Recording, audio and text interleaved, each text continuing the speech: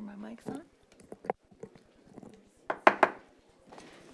Good evening, everyone. Welcome to the July 20th, 2026 regular meeting of the Prior Lake Savage Area Schools Board of Education. I'd like to extend a warm welcome to our community members joining us this evening, and a special welcome to Dr. Wagner as he joins us for his first regular board meeting as Superintendent of Prior Lake Savage Area Schools. On behalf of the board, we look forward to partnering with you and as we continue our shared commitment to serving our students, staff, families, and community. I now call this meeting to order. Please rise and join me in the Pledge of Allegiance as you are able. I pledge allegiance to the flag of the United States of America and to the republic for which it stands, one nation, under God, indivisible, with liberty and justice for all.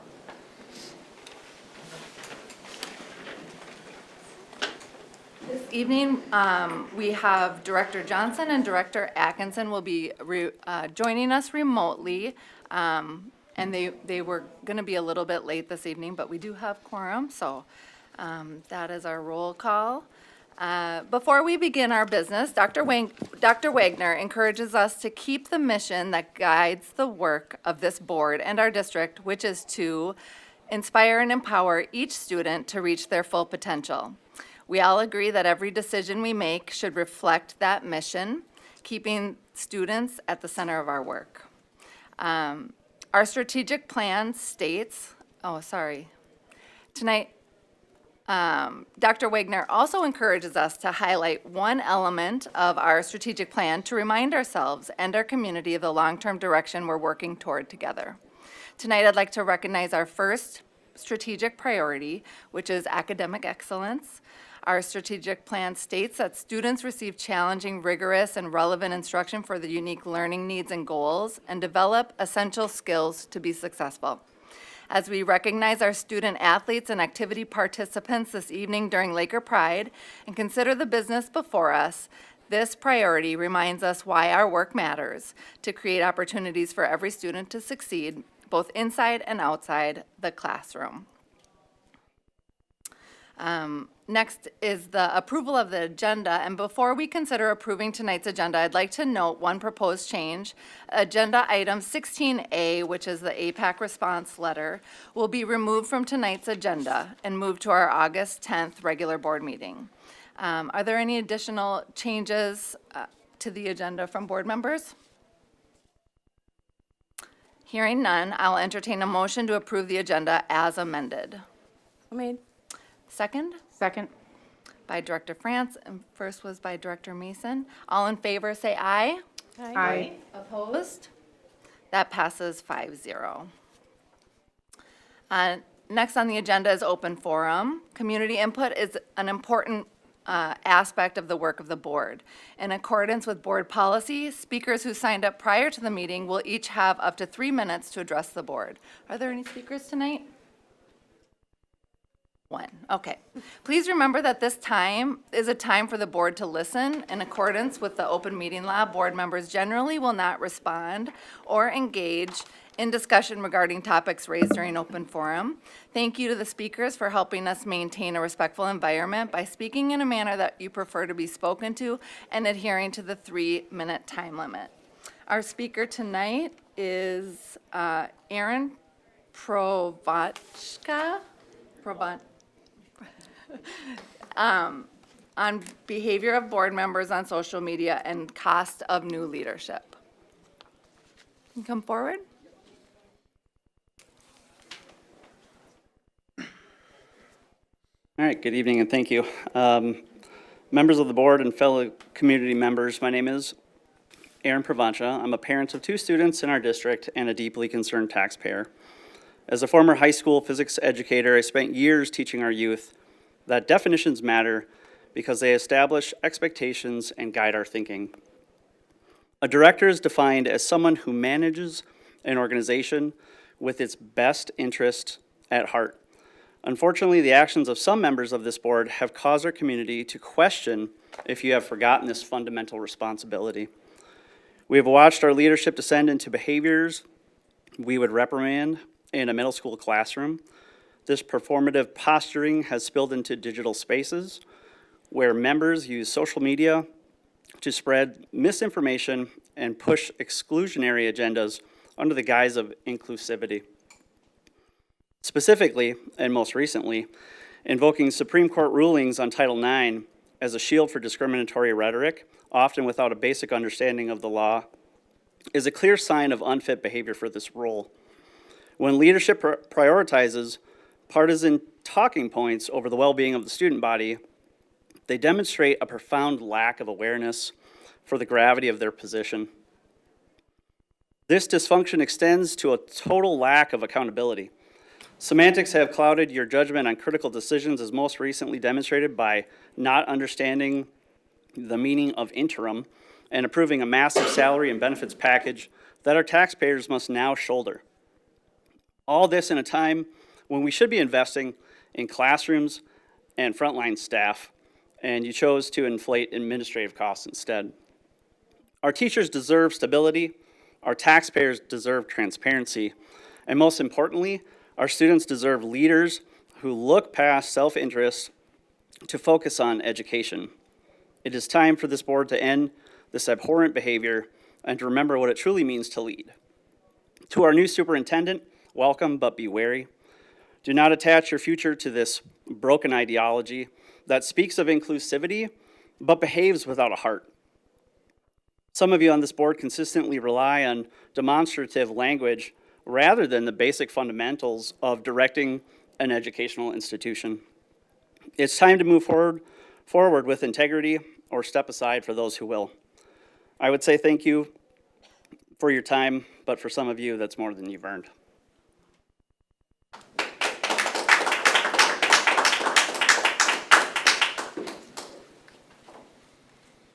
Next up on the agenda is our Laker Pride. And we all agree that one of the greatest privileges of serving this district is recognizing the accomplishments of our students. Tonight, we're honored to celebrate our spring athletics and activities, participants, and their coaches. So I invite Director Jeff Marshall to begin tonight's recognition. Thank you, Dustin.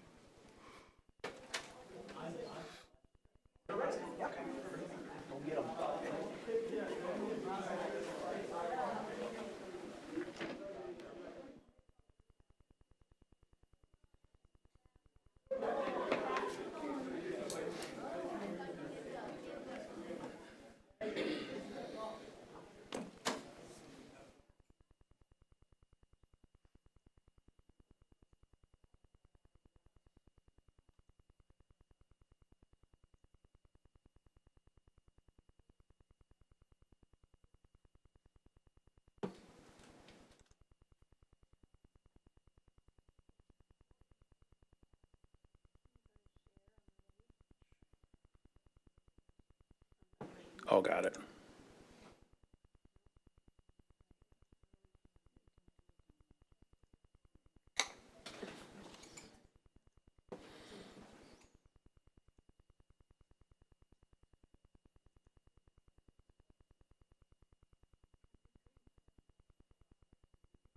Can you just page through it, Jeff? Yeah, I can do that. That's fine. Yep. Perfect. Well, good evening, Superintendent Dr. Wagner, Board Chair Bullion, and School Board Directors. It's my honor and privilege to present to you the 2025 to 26 Spring Activities and Athletics Report, as well as to recognize and honor those students who have qualified for state or who achieved tremendous success in their given activities from this past spring season. Before we begin bringing our students in, I just wanted to share a few reminders in regards to our Athletics and Activities Department. I'm not going to go through all of this because you can take a look at it on your own at some point. But I think first and foremost, when you look at our vision, the vision statement on the very first slide is that within our department, we continue to live by our vision of students experiencing an enjoyable environment of a wide array of co-curricular activities. And those activities help to promote pride, character, sportsmanship, and development of personal and team excellence. At Prior Lake High School, we have over 75% of our student population participating in some sort of co-curricular activity. And so this is a testament to the wide array that we offer and certainly the enjoyable experiences that our students are having within our sports and our activities. So, again, as you look through this, you can see certainly what our definition of success is for our department. You can look specifically at the Laker acronym in terms of the moral character traits and the performance character skills that we strive for all of our programs to make sure that they are teaching all of our students within these programs. You can also see our spring season participation numbers. We do the two-year comparison from 24 to 25 to 25, 26. We stayed pretty steady across the board. The one thing I do want to note is, well, it might have gotten cut off at the very bottom of it, but we did start this year with our first girls flag football program this past spring. Right now, it's considered an intramural activity. The high school league is considering whether or not they're going to make it a high school league-sponsored sports. And to be honest with you, I have some mixed feelings about that because we did have a number of girls who went out for that team this year who are also able to participate in other sports and be a part of some of those other pieces. And if it were to be sponsored by the high school league, that becomes a little bit more challenging. But in our inaugural year, we had 38 girls come out for the team. We were able to actually field 3 different levels. So we had a varsity, a JV, and a B squad. They'd practice twice a week. The games were actually all on Sundays, and you travel around to different locations. We did host 1 week at all 3 levels, and it was just a fantastic experience. Those girls who came out for that sport this year loved it. It is growing in popularity and numbers statewide. PLAY, our youth program here in Prior Lake, is also looking at starting girls flag football within their youth program, so we fully expect those numbers just to continue to grow. But it was just, again, a wonderful experience for those girls who came out to be able to participate in that intramural program.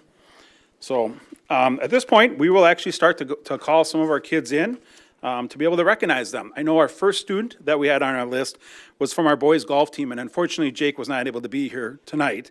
But this year, the boys golf team finished 3rd in the conference and 4th in sections.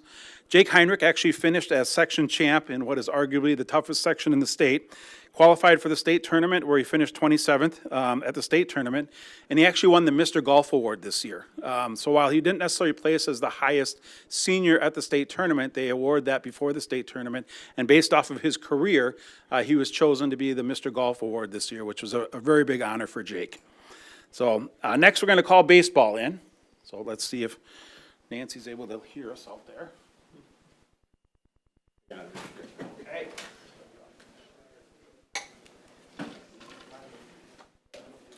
We have a number of individuals from our baseball team here.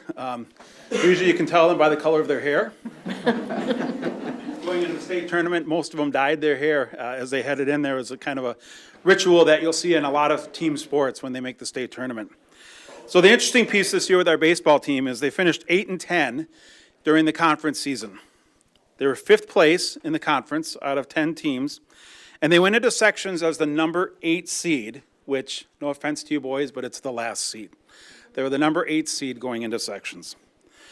But something happened with this team as they hit postseason. In the very first game, they played the number 1 seed, Shakopee, and they beat them 10-0. And that started this trend moving forward where they continued to win and advanced to the section championship team. They were the only team in a double elimination tournament to win all their games going into the section championship. So in the section championship game, however, they did lose to Chaska in the very first game. But again, as double elimination, Chaska would have had to beat them twice.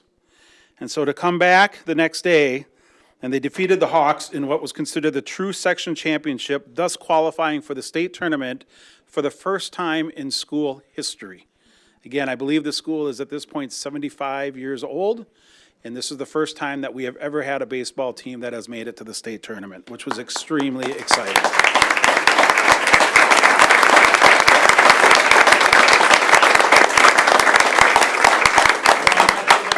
I will go through and I'll read those members who are a part of that team that made it to the section and the state tournament. Team members included Ryan Block, Brody Nelson, Vanille Condi, Cole Abramson, Miles Olson, Brody Daly, Cam Samela, Lucas Grayson, Ethan Totten, Cole Brinkman, Judge Schmiesing, Drew Brinkman, Tyler Lyle, Brady Belzer, Chris Worm, Tyler Carlson, Colton Gunderson, Mason Goldberg, Caden Campbell, and Jamin Ishins. And our coaches this year were Zach Hendrickson, Scott Giesler, Zach Jakubowski, Dave Maurer, Takuma Padilla, and Taylor Smith. Congratulations, boys. Nice job this year.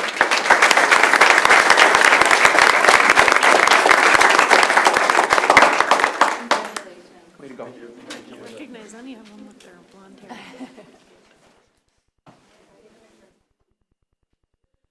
Next up, we have one member of our boys tennis team. The boys tennis team this year went undefeated in conference play, finishing 9-0 to secure the first ever conference championship for the school. So again, another first this past spring for one of our spring sports teams. Jack Williams is here with us tonight. And at the section tournament, Jack finished in second place, thus qualifying for the state tournament. And Jack has, what, 3 more years to go? 2 more years. I was hoping maybe you're a little younger. 2 more years to go, which again, we know that having that experience of being at the state tournament this year is only going to certainly better serve him moving forward. Also with Jack tonight is our head coach, Jason Mull.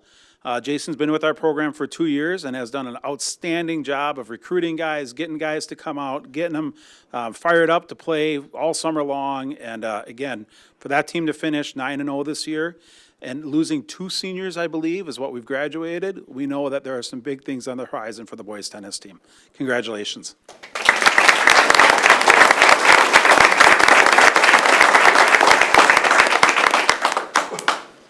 Next up is our boys track and field team. The team this year finished 6th place in the conference and 4th place at sections. We had a number of individuals who qualified for state. Unfortunately, many of them were seniors. The same holds true for our girls track and field team, whereas some of these seniors have actually already headed off to college. A lot of them are participating in their sports at college, and they already have to report to be there at this point. So at state, the boys 4x400 team of Austin Krieger, Javon Robinson, Liam McCabe, and Griffin Nordrum placed 8th. Josh Barless, who is here with us tonight, also qualified in the 110-meter hurdles. Josh was just a sophomore this year, so we know we've got 2 more years for him. And we're excited to see what he does on the football field this fall as well, too. So we also had the 4x200 team of Javon Robinson, Noah Kalipe, Aiden Binda, and Griffin Nordrum qualify. Garrett Wood did in pole vault, and Ethan Beckman did in shot put.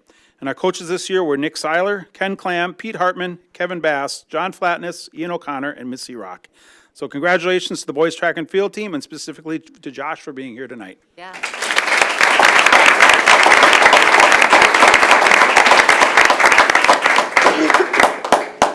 Unfortunately, our girls track and field, like I mentioned, many of them have already gone off to school, and none of them were able to make it tonight. This year, the team finished 3rd in the conference, 2nd at sections, and 13th at state. At the state meet, Belle Reinders finished 2nd in the 400 meters, where she set a school record. Sarah Gastany finished 6th in the 1600 and the 3200. Our 4x400 team of Hattie McGillivray, Kennedy Sawyer, Sarah Gastany, and Belle Reinders placed 4th. And our 4x800 team of Kennedy Sawyer, Mackenzie Benedict, Kendall Wench, and Talia Bushman also qualified, as well as Annika Campbell in the triple jump, Tina Rock in the 100-meter hurdles, Claire Gramling in the 300 hurdles, and Madeline Chappie in high jump. Our coaches this year were Jumi Barless, who just had surgery this morning. Otherwise, I know she would have been here as she's Josh's mom. Joe Bollinger, Mariana Lair, Kyle Nordling, Maddie Scholl, and Kevin Wilson. So congratulations to our girls track and field team.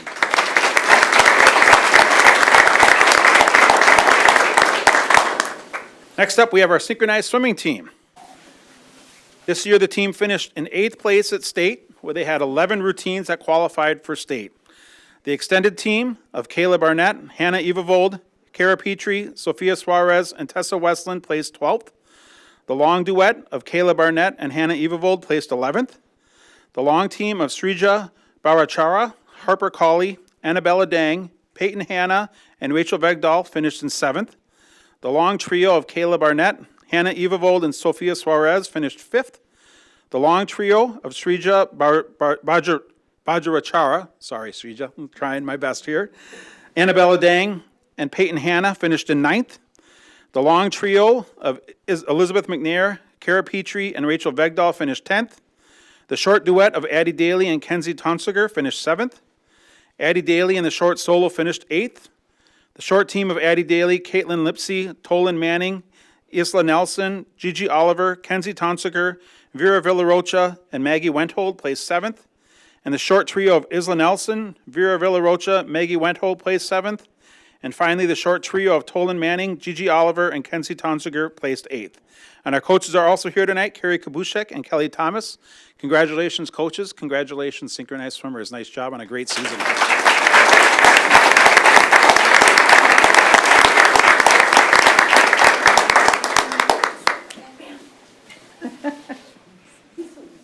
Next up, as they come in, we have our Southern Stars adapted softball team. Many of these faces are going to look very familiar to you since this is the third time this year that these individuals have qualified for the state tournament, which is a huge, huge accomplishment. This year, however, with our adapted softball team, which we actually host here at Prior Lake, all of our games for adapted softball are at Twin Oaks Middle School. We're in a co-op with Shakopee and Chaska Chan with those districts, but we are the host school for adapted softball. So the team actually went undefeated during the regular season, gaining an automatic bid for the state tournament. So we didn't even have to go to sections to qualify for the state tournament because of the amazing record that they did throughout the course of the year going undefeated. At state, the team won its first game 14-0 over the South Suburban Jets before falling to Dakota United in the semis. The team ended up placing 4th overall at the state tournament, and team members from Prior Lake included Isaiah Mendez, Dylan Noeman, George Johnson, John Conley, Ayub Hussein, Jackson White, Cece Brudevold, Ben Madsen, Caleb Schultz, Colin Schultz, and Rylan Mann. And our coaches are Julia Reese and Renee Lawrence, both of whom are here with us as well tonight. So congratulations, Southern Stars, on an absolutely amazing season.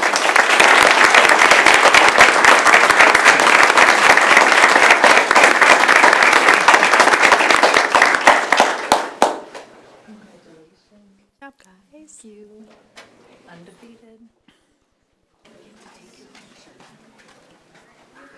And now we're going to switch over to our activities. Many of our activities had, again, amazing spring seasons. Some of these activities actually, while their seasons culminate in the spring, certainly were very involved throughout the entire year. And our first group coming in is our robotics students.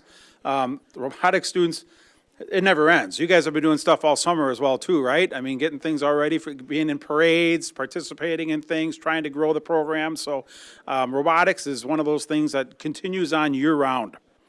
24 students participated on King Tech during the 2025 season. The team attended 4 competitions throughout the season. At the Northern Lights Regional in Duluth, King Tech was selected as the second pick of the number 2 alliance and went on to win the event. The team also earned the Sustainability Award. At the North Star Regional in Minneapolis, the team ranked 39th out of 47 teams and received the Team Spirit Award.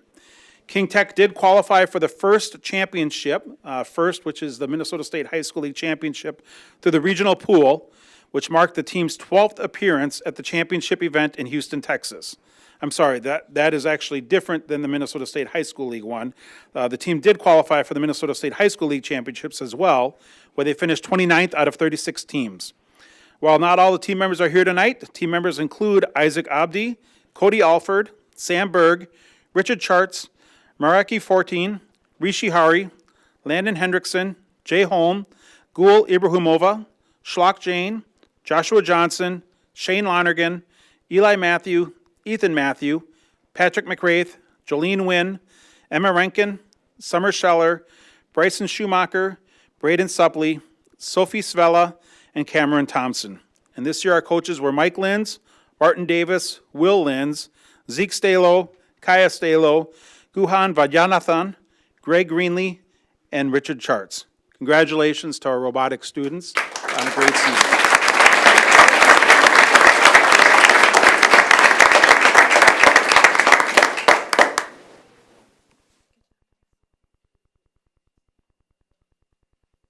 The next 2 teams we're going to recognize are teams that are what we call independent providers. So while the school district itself doesn't provide any sort of financial support for these teams, they are teams that actually get together. They fall under the independent provider umbrella where they utilize the Prior Lake High School name. They're able to be on our website, and we want to be able to recognize these individuals as well too. So we have a number of independent providers out there. The first one we're going to recognize is our fishing team. We did have 4 members who have qualified for various league nationals on the national level. So Noah Ritten and Justin Didion were not able to be here tonight, but they've qualified for the 2026 Bassmaster High School National Championships at Kentucky Lake, Tennessee, which starts later on this month. With us tonight are Henry Michelson and Jake Domer. They received a bid for the SAT League Nationals. Do you guys know when that's actually happening? Have you found out yet? No. No? Okay. Their coach is Henry's dad, right? Greg Michelson, who's also here as well, too. So Jake, Henry, congratulations on an outstanding fishing season.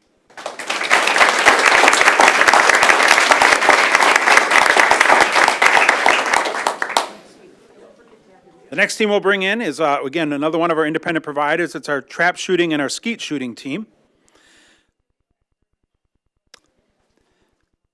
This year, the team was the 8A Conference champs for the 17th year in a row. So again, while we had some teams earlier who won conference championships for the first time ever, this group of individuals have won 17 in a row. So I don't know what's more pressure-filled, trying to continue that streak going or winning your first ever. So the team finished in 18th place at the Minnesota State High School League State Trap Shooting Championships. Individually, Jack Benedict finished in 3rd place after shooting a perfect 100 and having to go to a shoot-off. On the female side, Samantha McDonald finished in 4th place and Courtney Kruger placed 18th.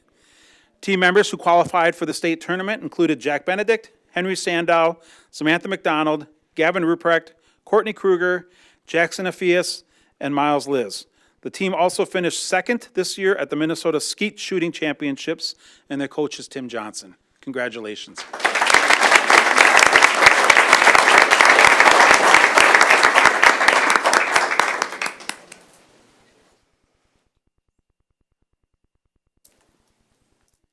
The last group we're going to recognize is our speech team.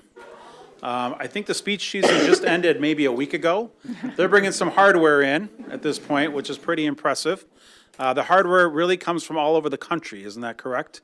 Jaden, what are you holding there? The NCFL first place for dual interpretation. And that one was the one in Washington, D.C.? Yes. Yep. And what's the other one? This is for districts, also first place. Also, First place for districts? we had 2 district champions for the first time in program history. Okay. And Lindsay, what do you have there? We are one of the top 20 schools in the entire nation. So pretty impressive. And I do have a long list here of accolades that the team accomplished this year, both at the state level and at the national level. At the Class AA Minnesota State High School League State Tournament, the team finished in 8th place, with Talia Bushman in the discussion category finishing 5th, Logan Fedji in creative expression finishing 3rd, Chloe Erickson and Jaden Nelson, Jaden whom is here tonight, in duo interpretation finishing in 3rd. And also qualifying for state was Lindsay, who's here tonight, Lindsay Madsen, Wyatt Gillis, Katie Weaver, and Parker Waters. At the NITOC, which is the National Individual Events Tournament of Champions, and this was the one in Shakopee this year, hosted the national event, Jaden finished 3rd place in pros, and Austin Cleghorn finished 18th place in humor. And correct me if I'm wrong, but that was the same night as prom, right? Yeah, so those individuals made a choice not to go to prom and instead attended the national tournament in Shakopee. At the NCFL, which is the National Catholic Forensics League Grand National Tournament, which you don't have to be a Catholic school to participate in anymore, but they've kept the same name. And that is the trophy that Jaden is holding right there. They won that tournament, correct? Chloe and Jaden won. They were the national champions in duo interpretation at that tournament. So very impressive to be named national champions. Katie Weaver also participated in that, where she finished 23rd in dramatic performance. And finally, at the National Speech and Debate Association, which is the national speech competition, which took place just a few weeks ago, and that one was in, remind me where that one was at? Richmond, Virginia. There's over 7,000 students who participate in that from around the country. At that meet, Austin Cleghorn finished 9th in humor, where he was named a national semifinalist. Jaden, who's here, and Chloe Erickson finished 12th in duo interpretation, also named national semifinalists. Katie Weaver advanced to the quarters in dramatic interpretation. This was the 3rd year in a row that she has advanced to the quarterfinals, and she finished 22nd overall. Layla Urban advanced to the octofinals and finished 34th in poetry. And for the 2nd year in a row, the team finished in the top 20 in the nation, earning the NSDA School of Excellence trophy, which is the trophy that Lindsay is holding on up there. We have our head coach here with us tonight, Nick Ingalls. Nick has a fantastic group of assistant coaches who also help him: Jared Daggett, Beth Baer, Emily Polster, Dakota Hall, Alyssa Mavison, Callie Herdering, Adria Hedrick, and Miranda Hobbs. So congratulations to the speech team on an absolutely amazing year.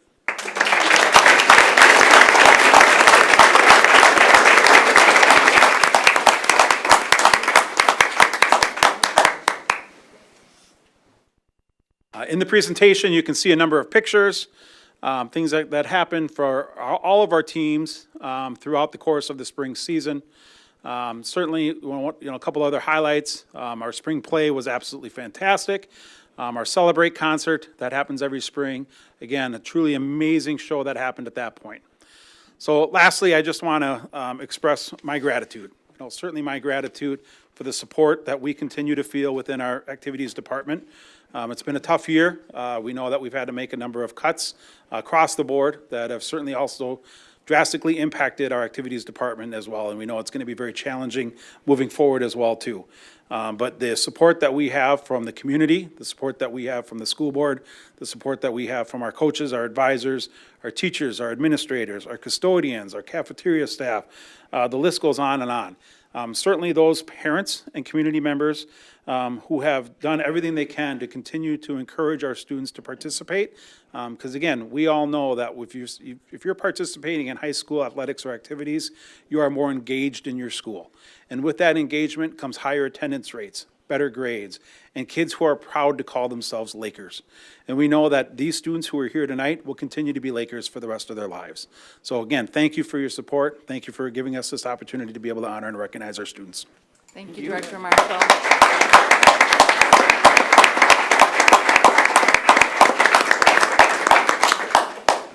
Director Atkinson and Director Johnson, can you hear us okay? Okay, I can hear you, Director Atkinson. Can you speak? Director Johnson, you were breaking up. Can you try again? Okay. Great. Thank you. Danny. Welcome, everyone. Okay. Moving on, our next item on the agenda is a resolution for acceptance of gifts. On behalf of the board, I'd like to express our sincere appreciation to the individuals and organizations who continue to invest in our students and schools through their generosity. The gifts are all going toward Everybody's Playground and are from the following generous donors. The Unified donation of $4,000, Jeffers Pond PTC of $1,000, Burnsville Savage Lions Club of $10,000, RH and TH of $2.03, Glendale PTC for $25,235, the Dogs and Lobos, I don't know if I'm saying that right, of PLSAS with two amounts of $2,000 and $2,500, and Boathouse Brothers Brewing Company for $912. Is there a motion to accept the resolution for acceptance of gifts? So made. By Director France. Is there a second? By Director Mason. This is a roll call vote. So I'll start with you, Director Atkinson. Aye. Director Johnson? With gratitude, aye.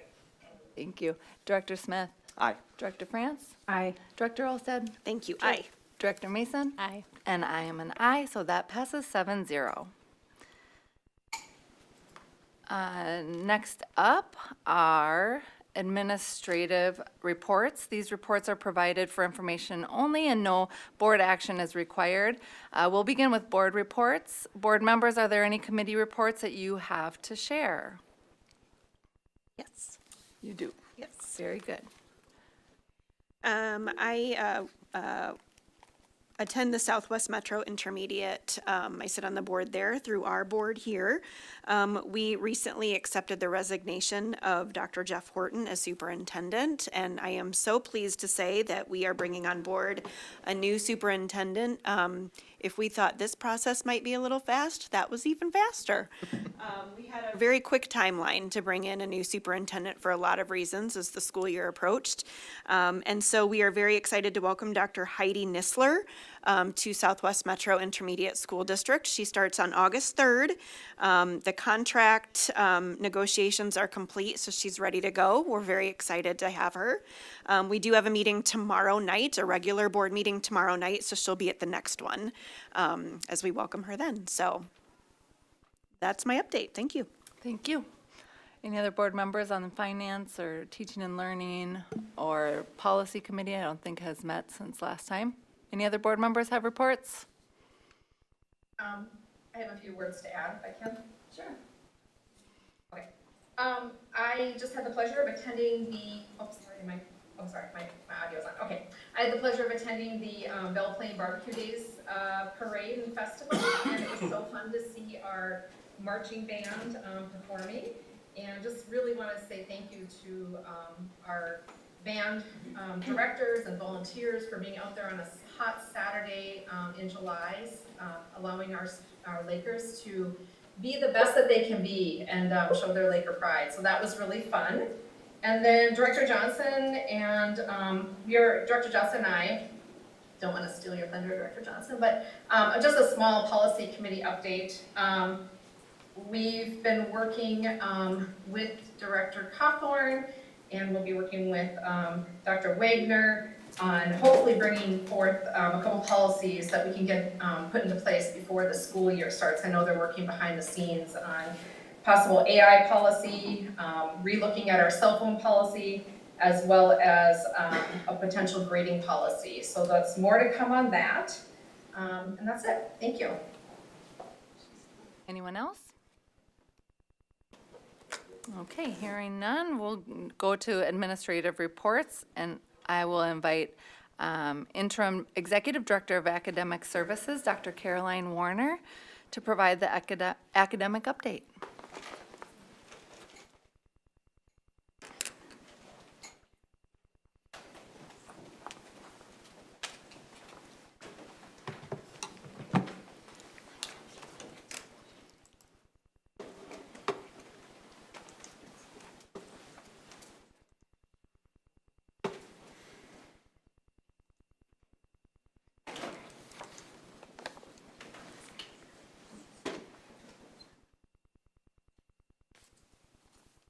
All right, good evening. Thank you so much. And I did invite two of our building administrators, Lisa Manders and Joe Kabushek, to join also in this presentation.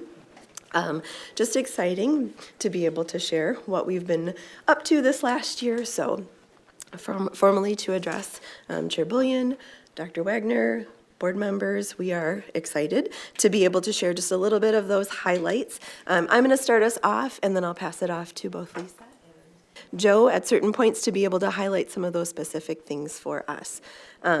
First off, just to be able to highlight and share, and I'm going to make this just a little bit smaller, how we are connected to all of the work that we have with our district strategic plan.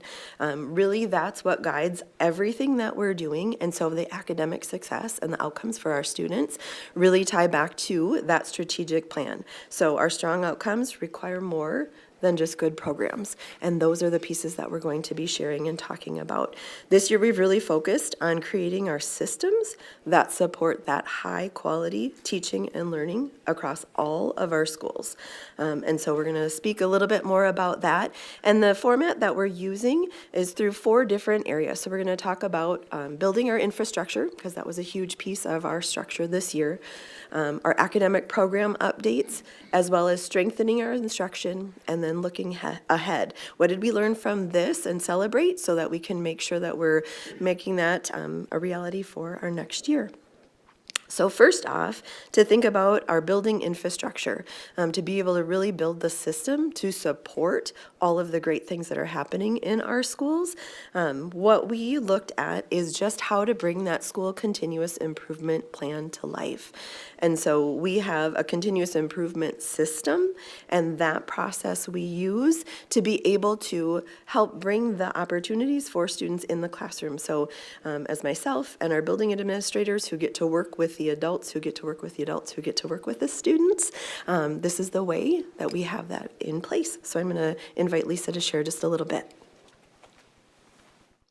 Good evening. Good to see you all this evening, Chair Bullion and Dr. Wagner and board directors, and happy to talk to you a little bit about what this looks like, kind of from a structural standpoint. Of course, when you're going to build anything, you have to start with a plan. And so, as you can see on here, we have a way that we do this, and it's through our DSIP and our SCIP. So our department continuous improvement plans for our departments within the district, then our school continuous improvement plans within each of our school buildings. And those are really important guiding documents for us each and every year. Those documents are built directly from our strategic plan. in our priority work and our goals that are set forth right there on our strategic plan. So what this looks like is a group of leaders within each building and in each department each year really take a deep dive into what are our goals going to be for this year. And as you can see, it's really about our goals, but then how are we also going to measure if we are meeting those goals that we're setting forth, and how are we going to be monitoring our progress as we go through each school year? And so that's something, work that we engage with as an administrator in a school. We work with our building instructional leadership teams to devise that plan and to really work with them and bring them along as leaders within the buildings to make sure that we are making sure everything is aligned and that we're kind of taking all the steps that we need to take with all of the key stakeholders within each department or in each school building. And this is consistent really throughout our district, and having that connection with the strategic plan, I think, helps everybody kind of stay focused on the same goals. And even though each school or department might look a little bit different, we're all working towards the same overarching strategic plan. Let me click here. Okay. Thank you. So another key piece of this is related to implementation science. So obviously, as schools and as departments, we have a lot of materials, curriculum, resources, right? But you have to be really strategic about how you implement all of these things. As a building administrator, we often have new curriculum, right? And so it's really key that we pay attention to how we implement things effectively. As you can see here, high quality materials are only materials and papers and apps and things like that unless you know how to implement them correctly. And so it's really important that we do that if we want to get the results that we are seeking to obtain. So first, we have to really adopt those high quality resources and instructional materials, which I think we've done a really good job of doing. We really use a highly vetted process. And then we have to make sure that we have strong professional development. We can't just turn them over. We have to make sure we're providing support and training and learning along the way for our teachers and staff. And then it's also not done there. It's really a never-ending process. We have to make sure we're supporting and being consistent with how we're supporting the people that are using our curriculums and using our resources to make sure we're on the right track and that we're going in the direction that we want to go. And so that's a lot of our key work, kind of a real life example just in recent years, adopting Bridges as our math curriculum. This is exactly the process that we took. We adopted that high quality curriculum, right? And then there was a lot of professional development, some of it really formal and some of it more informal in our PLCs or learning teams, in our staff meetings within our buildings. And then still, many years later, we are still making sure that we are consistently implementing. That work is never done. We're still fine-tuning, still checking in on things, even when other priorities also rise. All right, I'm going to turn it over. Thank you. Thank you.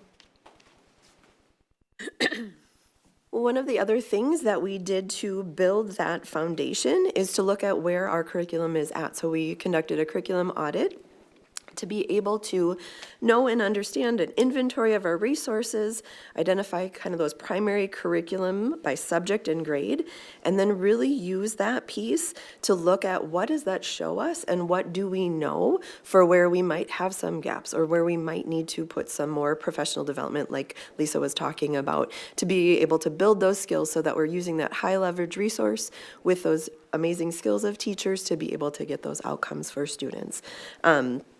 Through that curriculum audit process, we really were able to get a clear picture of that instructional resources across our system K-12 so that we really understand how that vertically aligns as well as how those opportunities are there for us in the future.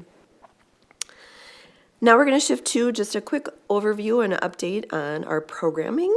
And so specifically in those areas, our curricular areas, looking at literacy, we have spent a lot of our time learning in literacy. Certainly to be able to make sure that we're up and up to date with all of our READ Act requirements. And the benefit of that piece has been that learning and then the opportunity to apply that learning. We were able to really look at a K-5 literacy resource adoption that had come to you this last spring. We were able to align things to the science of reading as well as just hearing from teachers' perspective how they're applying the things that they've learned through that READ Act training to be able to implement and support the students within their classroom. We have the opportunity now with our Phase 2 teachers that'll be starting. They just started in the spring, so that's our group of secondary staff. that teach ELA will be starting that training and then that cycle to be able to apply the science of reading to all of the things that they're studying. And then the other pieces we did at our secondary level was to really look at where might be some of those gaps, and one of those was in our multisyllabic word reading. And so really looked at a small group of our secondary teachers and administrators looking to see how do we build that piece in for all students. So that's kind of a key for what we're looking at, where we know we need that piece, and then the planning for next year, because being able to have that multisyllabic reading strategy and apply that to all content areas, not just in literacy, will have a really great benefit for all of our students and readers. Specifically, just we kind of highlighted out what does our data say. Just as a reminder, our reading MCAs are transitioning from our MCA 3 to MCA 4. So that will mean that our scores will not come back for a little bit. It'll be more of that late fall timeline, but certainly early data shows that we have promising results in our classrooms in K-5, which is really where we've had that extensive learning about the READ Act, and then being able to have opportunity to apply that, as well as some of our teachers who are piloting or field testing, a new resource this year. And so being able to hear anecdotally from them just how they've watched their students learn and grow through a lot of those reading strategies has been exciting. And the key takeaway from our literacy is that we are well positioned to meet those READ Act requirements, absolutely. And then while we're strengthening that literacy instruction for all students, and I would say yes at the elementary level, but we've really made some gains with that too at our secondary. To look also at math, we have been really proud of our building this year, being able to build a coherent K-12 math system. So you heard Lisa speak about our Bridges math. We've been able to bridge all of the math that we have for students as they become a kindergartner through their high school experience to really leverage high resource, increased vertical coherence, and then being able to support those needs of learners at different levels. And one of the things that we've noticed with some of our new resources are the opportunities that are within those resources, again with professional development, to be able to support learners at all levels in those moments of learning. Because those moments of learning where it just clicks, or those moments of learning where we need more support, are all across the board every time, every class period. And so those resources have really been aligned to be able to support teachers in providing those opportunities for students at those levels.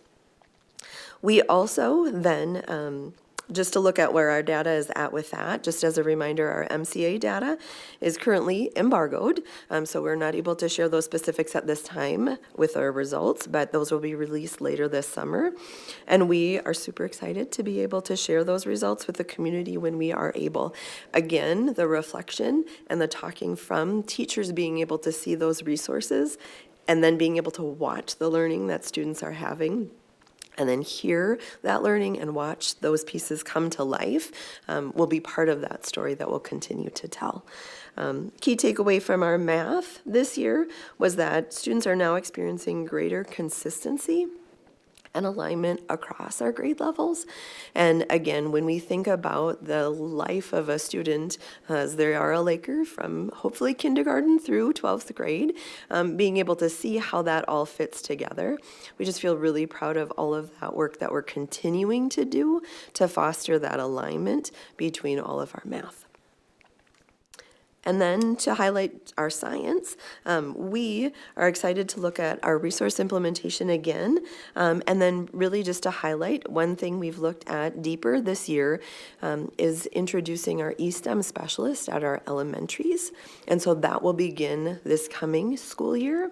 And so we really looked at how do we help ensure that we have science standards and inquiry-based learning and those high opportunities for students to engage in that inquisitive and critical thinking, and working with elementary principals to be able to support that with an elementary E-STEM specialist that'll be part of that specialist wheel, that students will be able to get that high level of science learning. We're super excited about that, and I can just tell you, those teachers have been meeting this summer with our elementary principals, and it's the excitement in the room about the opportunities that they will be able to have to really dig into an extended amount of time on investigations in science and then connect that.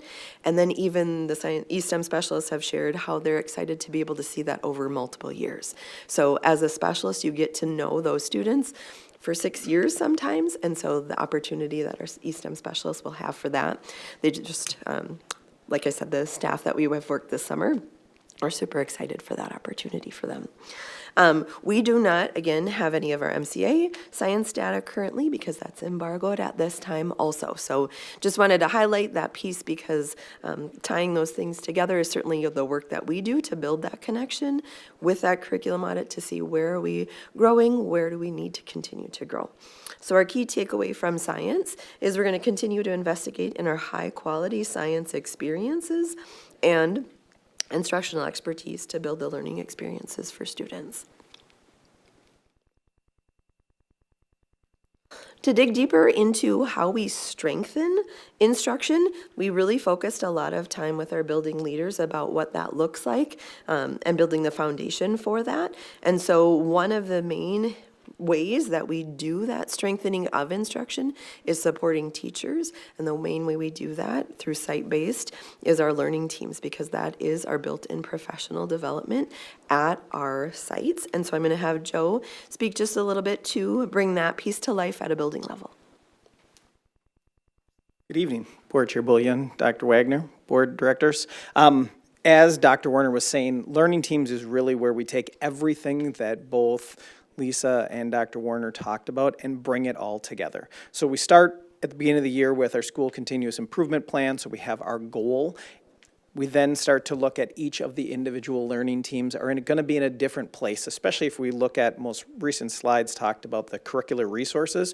We have courses that are in very different places when it comes to curricular resources. We have some that have a brand new resource and they're just getting to learn it. We have some that have had a resource for a few years. And we also, unfortunately, have some that have had resources that are 10 or more years old. And so looking at how can we support those teachers where they are at, the learning team is where that happens. That is the professional development that we have built in throughout the year. It's a weekly touch base for our teachers so that they're able to see what it is that they have for a resource, how does it directly connect to those standards, and what can they do to make sure that they are challenging all of their students regardless of what their ability levels are. And so as we kind of look at our teachers and our learning teams do a really nice job of keeping notes and data so that they can each week look back at what is it that we talked about the previous week or the previous month so that they can look at test results and compare how students did compared to whether it be from classroom to classroom or from year to year. And so then as we look at this year, we're going to go ahead and see what we can do to continue to strengthen those learning teams so that we can continue to provide that continuous professional development for our teachers. Thank you. Thank you. And just to highlight again, we've kind of spoken about that in other slides, but the professional development of that really, our key successes are what Joe just talked about, being able to leverage those learning teams to be high functioning and centered on student data and asking the questions of each other and learning from each other where things are working or where things might not be working so that we can grow and support the outcomes for students. We have, again, really strategically aligned that to our school continuous improvement plans, which again are directly aligned to our strategic plan. So really built that through line to make sure that our professional development guides that and supports that work. And then looking at that practical value, when we think about what staff and what teachers really are looking for, when we've asked them, they really want something that could be used or applied to their classroom in an immediate sense. And again, that's where that site-based piece of those learning teams or, both Lisa and Joe have leveraged staff meetings and opportunities where they bring all staff together to be able to make sure that it matches directly with that. In addition to opportunities we did have last year where we had all staff come together and learn about a bunch of different topics to be able to support kind of that overall learning that then enhances the specific content learning that teachers would need. We also, just as a future focus, will look at improving our implementation, kind of reducing some of those barriers. Again, those barriers were if we have a large group of us coming together to learn, it's just we don't have a lot of spaces for that piece to happen, so it's not always as comfortable to learn, a lot of the things while we're sitting in the Prior Lake High School Commons area. But the content of that learning was beneficial, the opportunity of how we do that so that adults are able to have that space to learn in their best ability was a reflection that we had. And then strengthening our connection to student achievement. That piece is the continued question, again, as Joe talked about, is part of those weekly meetings that learning teams have to say how are our students learning and growing and how can we continue to get better for that. That always will be a continued focus of ours, again, aligned to our strategic plan and to optimize those resources of that expertise that we have in all of our schools and all of our buildings. And just note that there is a full copy of that 25-26 professional development report, so it has more of that high-level pieces that are within the packet for you too. And then our last area, just thinking about looking ahead. Really exciting to be able to reflect on the year and then also to think how do we use that to support where we're going to be moving in academic services and teaching and learning. And one of the things that we really spent a lot of time this year in our teaching and learning area is thinking about these 5 pillars. And so we've spoken about those within this presentation, but thinking about our high fidelity of our curriculum, our rigorous teaching and learning, building those leadership teams as our guiding coalitions, having our high leverage learning teams, and then living that school continuous improvement plan. That will be our continued work as we dig deeper, because that is what we know will build that foundation to support the adults who support all of our students to be the best learners that they possibly can. And then thinking about just what's our celebration, the things that we've accomplished. When you look at the year in review, there's so many details of that, but just some highlights of those. Again, that we kind of spoke about, but just to highlight again, our continued aligned district and school continuous improvement plans. We just feel really proud about how that link has gotten clearer and clearer over time. This is the second year that we've been using that school continuous improvement plan aligned to our new strategic plan and being able to feel that when we're working with building leaders, but then also to be able to feel that coming to life in each of our buildings with the staff that really are the ones who get to bring this to life for students. Further implementing our implementation science framework, so that's what Lisa talked about. When we really think about what makes high quality instruction, it's the resource plus the staff development plus the support of those teachers to be able to provide those opportunities for students. We also completed that audit. We continued our READ Act implementation, strengthened our math K-12, continued our science programming, shifted our learning teams to really focus that time on instruction. There's lots of management things that have to happen also, and we're trying to balance those pieces to really ensure that that time is meaningful for both of those and really has more of that time devoted to instructional development. And then helping our professional learning. That piece is the foundation to be able to support. It's the exciting part of what we do as whether building leaders or district team to be able to work with the adults to help support what that looks like in our classrooms for students. So this year's work has focused on those building systems, structures, and instructional coherence that really are necessary to improve those outcomes. So we really spent that time building that and are excited for the future opportunity for that to come next year. And just a thank you publicly to all of our teachers and staff who do amazing things for students. Some of them that were mentioned tonight, and I know many of them that weren't mentioned tonight because they just happen, because it just is the right thing for students. So just again, thank you to Lisa and to Joe for sharing a little insight into what happens at a building level that supports what those teachers are doing. And just thank you for your time to be able to listen and hear what we're doing. Thank you so much for the in-depth presentation, really. Board members, do you have anything that you want to add?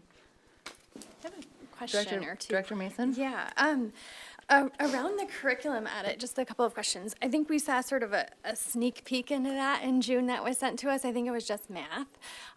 Amazing work. It's great. I would love to see that for other subjects, or I guess my question is, what is the plan to do that for other subjects? And also, are we going to publish that at some point for parents or like on our website or anything? That's part of what we're continuing to do this year. We're just looking at getting that snapshot or that picture of what that is, and then looking at that opportunity for what might be that public-facing part of that, so that understanding of it. It's really built also for us to determine where might be some of those gaps. Yeah. And so trying to navigate which is the best opportunity to be able to have families have that view, so that they get what they need, and then also utilizing it as our staff to be able to make sure it's that guiding document that really supports our continued work. Yeah, okay, great, it's super helpful. And related to that too, I was part of that audit, the special education curriculum. I know I didn't see like the math one, for example, that are, some of the special ed curriculum was on there, or is that later, will that be covered at some point? That would be built into it. Okay.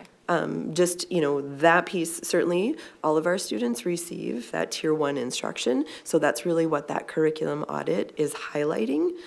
If there were specific things that were part of our special education programming, those are related to specific, individual education plan goals and student needs around that. So the curriculum audit, K-12, was looking at what is that Tier 1 support for all students, which includes our special education students. Okay, I know sometimes they have a different curriculum I didn't see listed here, but I was just curious if it's, okay. Yeah, that's super helpful. I was gonna ask something else too. Oh, around you mentioned the organizational barrier and the spaces being a barrier to that, and like, what can maybe we as a board do to help with that? Or is it a matter of space in buildings, or, can we utilize, as we move to Greenwood, space there or anything like that?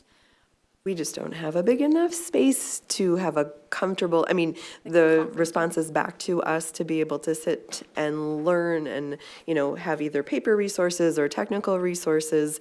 Sitting at a lunchroom cafeteria table is the great conducive to be able to talk to as a, small group. It's just not great sitting on it for 2.5 hours.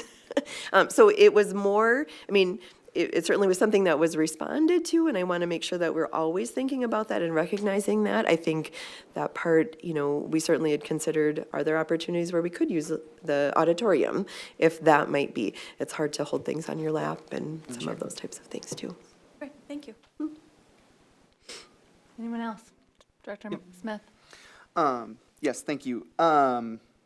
So, and kind of dovetailing off of that point about individual student needs, can you, talk about a little bit about this work, and particularly about the challenge of not only having to implement a resource, but also to do that alongside evolving student needs, and kind of, again, the challenge that there is within that to not only implement that and learn that yourself, but also to adapt it to each student that's receiving that Tier 1 instruction. Yeah, and that really comes to life in those learning team conversations, because that's where that level of understanding how students are responding. We know we have a high quality resource, and we've had professional development, and we're continuing that professional development. And then it's thinking about how does that respond? I have this student who already knew this. How am I going to make sure that I'm matching that need of it? And that's where I said the resources, again, that we're digging further into, as we've adopted new resources, have more opportunities for us to learn what those strategies might be. Again, it's that art of teaching that really is that learning team coming together saying, this is what I'm trying with this student, and here's how it really did work. So you might want to try this with your students, or I really wonder what I should try. And then having that discourse in that learning team to be able to learn from each other, because I think where teachers have shared that the most learning comes from is those directly applicable situations that seem similar to the types of things that they're seeing within their classroom also. And the best place to do that is within that professional dialogue. It's, I would say, a part of the continuous improvement process always, because as an educator, always looking at, we know where we want students to go.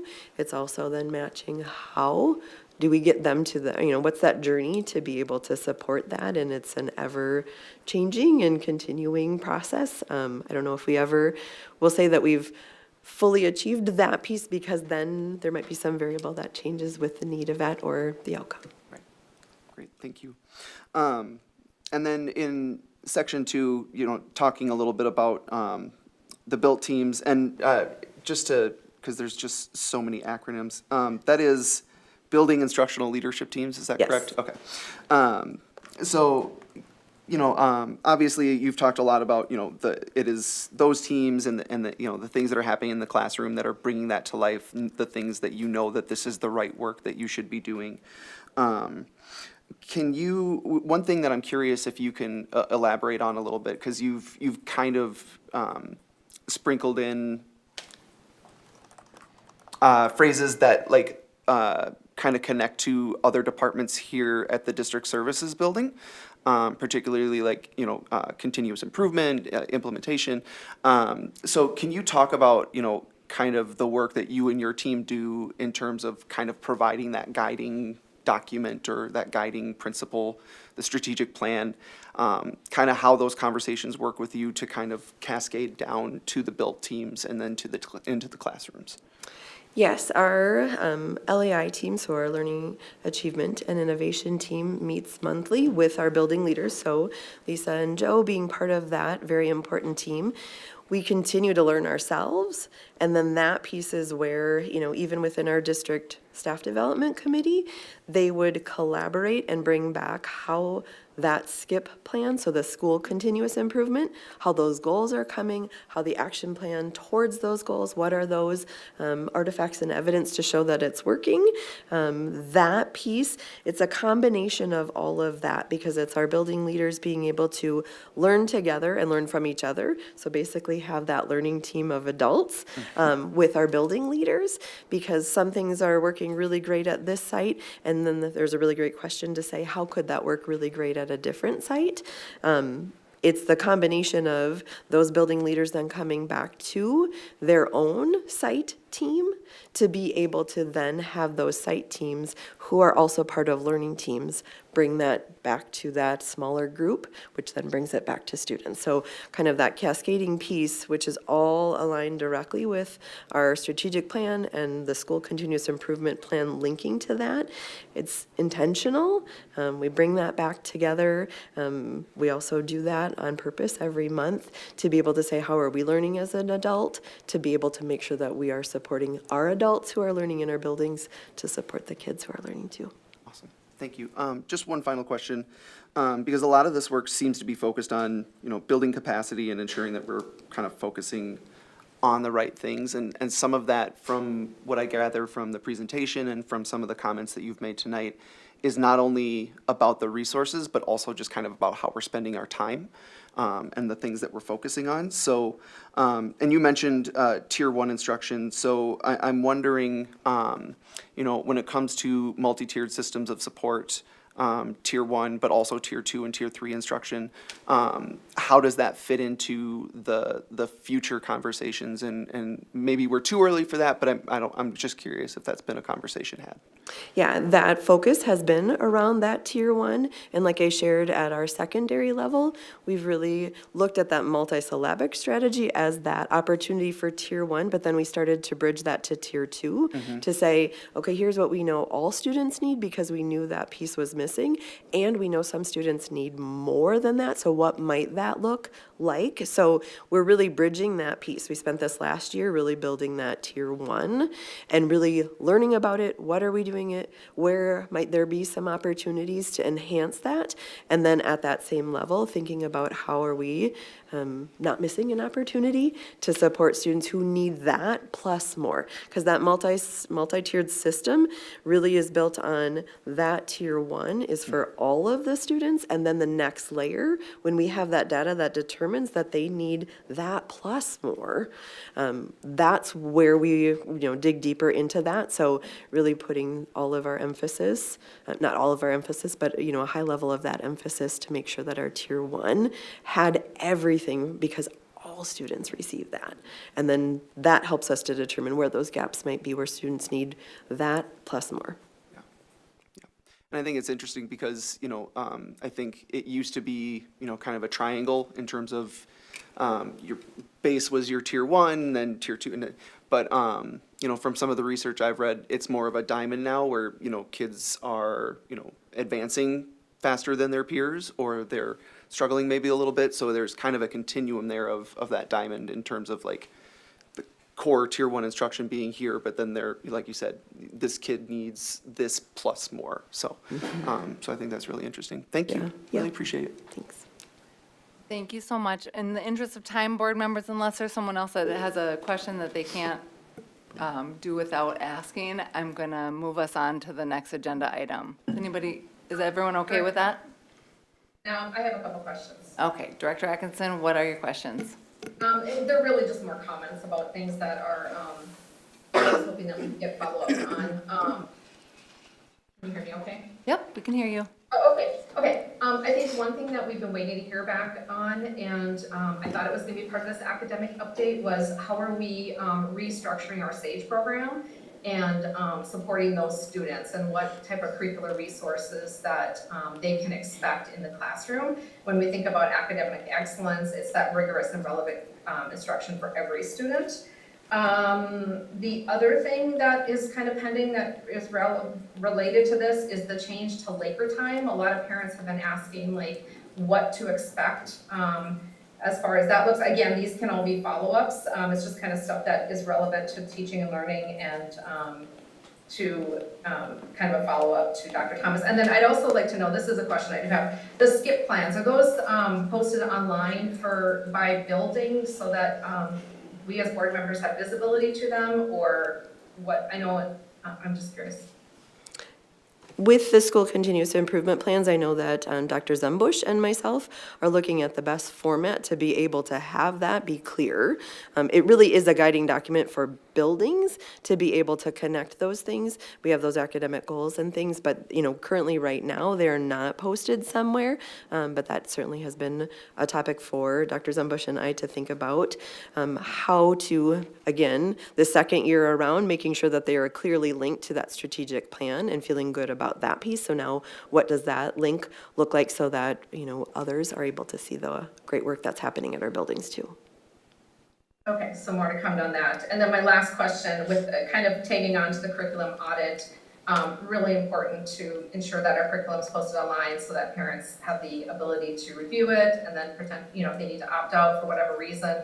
I know there's been more Supreme Court rulings and stuff around that, so I just want to make sure that our district is compliant with allowing our parents to be able to have visibility to what's being taught in the classroom. So, and that's it. That's all I have for that. Anyone else? No, I just want to say Dr. thank you France? very much to Director Warner, and I look forward to working with you this year at the Teaching and Learning Committee. You. All right, moving on. The next thing is the superintendent report, and I will turn it over to you, Dr. Wagner. Thank you. We'll move right into the enrollment report. Director Ryder, if you want to start with that. Certainly. Included in the board packet is the enrollment history updated for fiscal year 26. So this is a look back. No numbers were changed from the last time you saw this report, but I am submitting it again for the June 1st. We are waiting for that final, that revised budget will be replaced with a final end of year number. We have our first submission that just went in at the end of June, but we are looking to probably utilize the August and/or September report for our final audited figures. but the July is submitted the first time, is just preliminary in nature. The next report is the kindergarten enrollment report. This is one that I've been updating every Friday. We take the counts, and so this particular report has been updated since the last meeting. At the last meeting, there was a request for us to share out how much of the kindergarten enrollment, this is for next year's kindergarten enrollment, how much of those students were residents, how many of them were open enrolled. And so as of June 18th, that information is shared on page 2 of this report. And then as you see on the first page, that is the latest information. If I could just run through exactly how to read this again for people, we keep a cumulative number for each year for the similar type date a year earlier, or second, third, and there forward. We take a consideration of the number of students that we have enrolled for kindergarten for the coming year. And what I'm doing then is I'm applying the percentage on average, when you look at the previous years, what percentage of completion were we at that point in time. In those years, on average, it's about 96%. So if I apply that 96% to the 464 that we're showing as of July 13th, it means we should be landing right around 483 for our kindergarten count. And that is just shy of our budgeted number of 489 by 6. So we still have some room here for families to enroll kindergartners, and we anticipate there's plenty more enrollments coming. About another 4% at least, and we're just encouraging families to keep that in mind and enroll their students if they have not yet done so. And that concludes the report. Dr. Wagner. Yes, I got an update on our AP exam scores. So just recently received our numbers. Historically, starting in the year 2022, we had 73% of our students at the high school, which was 548 score or achieved scores of 3, 4, and 5 or above. 73% of those students had accomplished that. In 2023, we had 74% and a total of 587 students. 2 years ago, we had 710 students at the high school, which was 80% achieved scores of 3, 4, or 5. In 2025, we had 82% students, or 774 high school students that achieved scores 3, 4, and 5. And then this past year now, we had 84% and the highest number of 943 students achieved scores of 3, 4, and 5. The significance of that is for students who are going on to post-secondary or college levels or earning credits to test out of certain courses or classes that they're taking, so they don't have to take them at the college level, so it saves them the dollars, as long as the university that they go to acknowledges and recognizes the AP test score as far as them moving forward and getting those credits. Overall, the summer events, we also had this on the Dan Patch Days on June 27th. I want to thank the staff members and board members who volunteered to be a part of that. We have Prior Lake Days coming up on August 9th from 11 a.m. to 6 p.m. in downtown Prior Lake. And then we have our third annual Back to School celebration that's held on August 20th from 5 to 7 p.m. We're going to start at the Prior Lake High School, and then I've been talking with the Prior Lake mayor and doing kind of a joint kind of a tour around town and celebration of the school starting back up. And then sign up to come for a Night to Unite for August 4th. So that more information will be coming out for that. Just want to thank everybody for the opportunity to be here. I had a nice night at the Prior Lake Music Festival, I think they call that, or something, and it was quite to see the pride that Prior Lake has and the excitement that people still have for George Thorogood and Billy Idol and all those who are people that I recall back in the day, so it was fun to see everybody celebrating and having a good time. But there's just a lot of pride here, and excited to be part of that and to carry on to the next level and to get us to where we need to be. Dr. Wagner. Chair Bullion. Yes. I have an update as well, if I may. Please. Thank you to the rest of the directors and to Dr. Wagner. Mine's going to be focused around some of the transitions that are going on in our district right now, and just want to provide the board and our community kind of where we're at with some of those transitions. So as the board is aware, the district's been working through the transition of staff and operations from the District Service Center, otherwise known as the DSC here, to the Educational Service Center at Greenwood. While significant progress has been made, the DSC will continue to serve as our primary administrative office for the foreseeable future.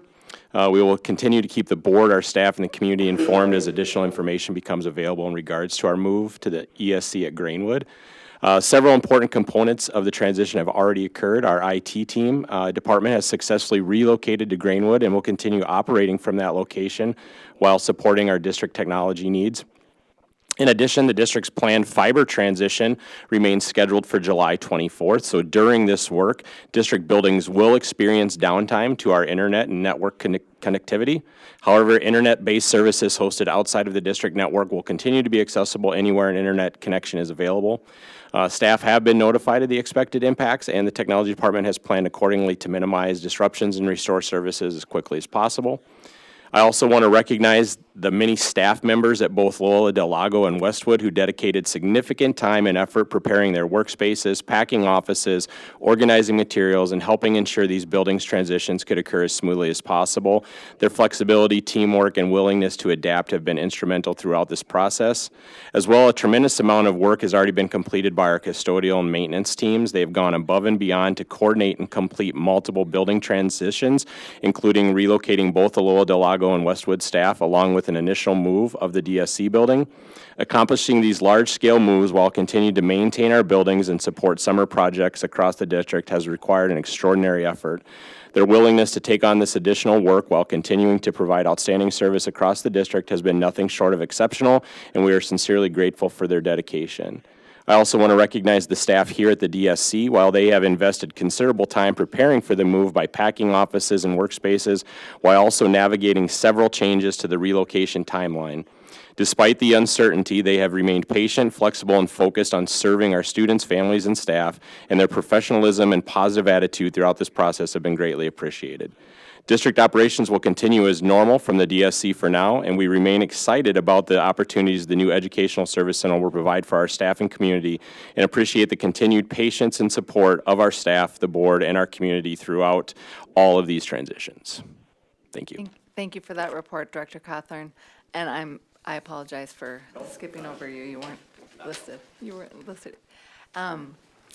Moving on. The next item on our agenda is the consent agenda. Let me find that here. The consent agenda items are considered routine and will be approved with one motion unless a board member requests that an item be removed for separate discussion.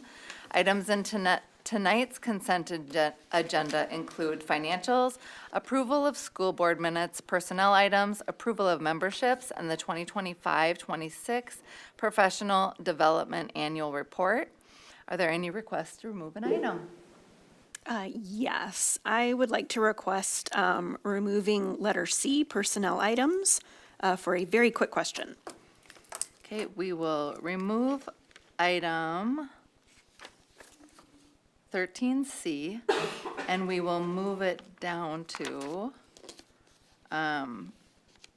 new business, or in between 15 and 16. How about that? Sure. Thank you. Are there any other items from the consent agenda? Do we have a hand? Director William? Yep, Director Atkinson. Just a quick couple questions about 13E, the Professional Development Annual Report. So you want that removed? Yes, please. For discussion. Okay, we'll take 13E and move that down, down as well. Any other items? Hearing none, can I have a motion to approve the consent agenda less item 13C and 13E? So made. Second. By Director Smith and a second by Director France. All in favor, say aye. Aye. Oh, roll call, roll call. Oh, sorry, roll call. Oh, yeah, we have to do roll call for everything. Okay, Director Mason, I'll start with you. Yep, aye. Director Olsted. Aye. Director France. Aye. Director Smith. Aye. Director Johnson. Aye. Director Atkinson. Aye. And I'm an aye, so that passes 7-0. Okay, moving on.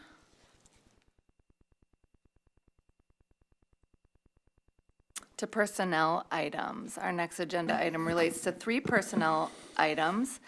Executive Director Cawthorn, I invite you to present on the Prior Lake Savage Area Principals Association Agreement. Yes, thank you, Chair Bullion and Dr. Wagner and other directors. In front of you, you have the 2026-2028 Prior Lake Principals Association Agreement. And on behalf of the board negotiations team, it's my recommendation that the proposed terms and conditions between the school board and the employees represented below be approved. Some of the highlights that you have in front of you on the memo from the Principals Association, as you can see there, we removed a cell phone stipend language that they were receiving. We did some updates to the severance language to just make it cleaner to understand. Didn't change anything structurally, but just made the language a little bit cleaner to understand. As far as the salary schedule, it'd be a 2% plus steps in 26-27, and then 2.75% plus steps in 27-28. We maintain the current language of the district providing their family VEBA healthcare coverage, maintain the current VEBA HRA contributions at $1,200 and $2,400, maintain the current language of district providing the family dental coverage, and then there was several formatting and clerical updates as well within the contract. And I would like to also thank the principals negotiation team for their work on bringing this new 2-year contract for approval to the board, their willingness to collaborate and work effectively, and we were able to get this done in only 2 meetings. Thank you, Director Cawthorn. Board members, are there any questions or comments for him? Director France. I had one, it's not really related to the contract, but all of them. And it's just, so I just want to get it out of the way. The VEBA HRA contributions, is that across all contracts now, or do we still have some that aren't doing that? Correct. There's still some that don't have the VEBA, yes. Okay, thank you. Any other? Hearing no other, can I get a motion to approve the Prior Lake Savage Area Principals Agreement for 2026 through 2028? So made. And a second? Second. Director Olsted and Director France, and then I will do roll call vote, starting with you, Director Atkinson. Aye. Director Johnson. Aye. Director Smith. Aye. Director France. Aye. Director Olsted. Aye. Director Mason. Aye. And I'm an aye, so that passes 7-0. Okay, Director Cawthorn, will you now please present the Prior Lake Savage Federation of Administrative Assistance Agreement? Yes, thank you, Chair Bullion, Superintendent Wagner, and the rest of the directors. In front of you, on behalf of the school board negotiations team, it's my recommendation that the proposed terms and conditions between the school board and the employees represented below be approved on this memo, which is the Prior Lake Savage Federation of Administrative Assistants. A few of the highlights within their work agreement, we updated some seniority language once again to help it make it easier to understand. We increased the lifetime maximum to their 403B contribution. We added language that gives internal candidates an opportunity to be interviewed for internal jobs. We added language in the overtime section that allows for coverage options in long-term absence scenarios.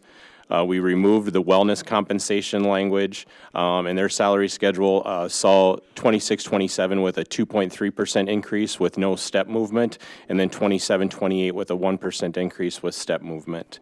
Once again, we maintain their current language of district providing single VEBA healthcare coverage, and we also maintain the VEBA HR contributions at the $1,200 and $2,400. We maintain the current language of district providing single dental coverage.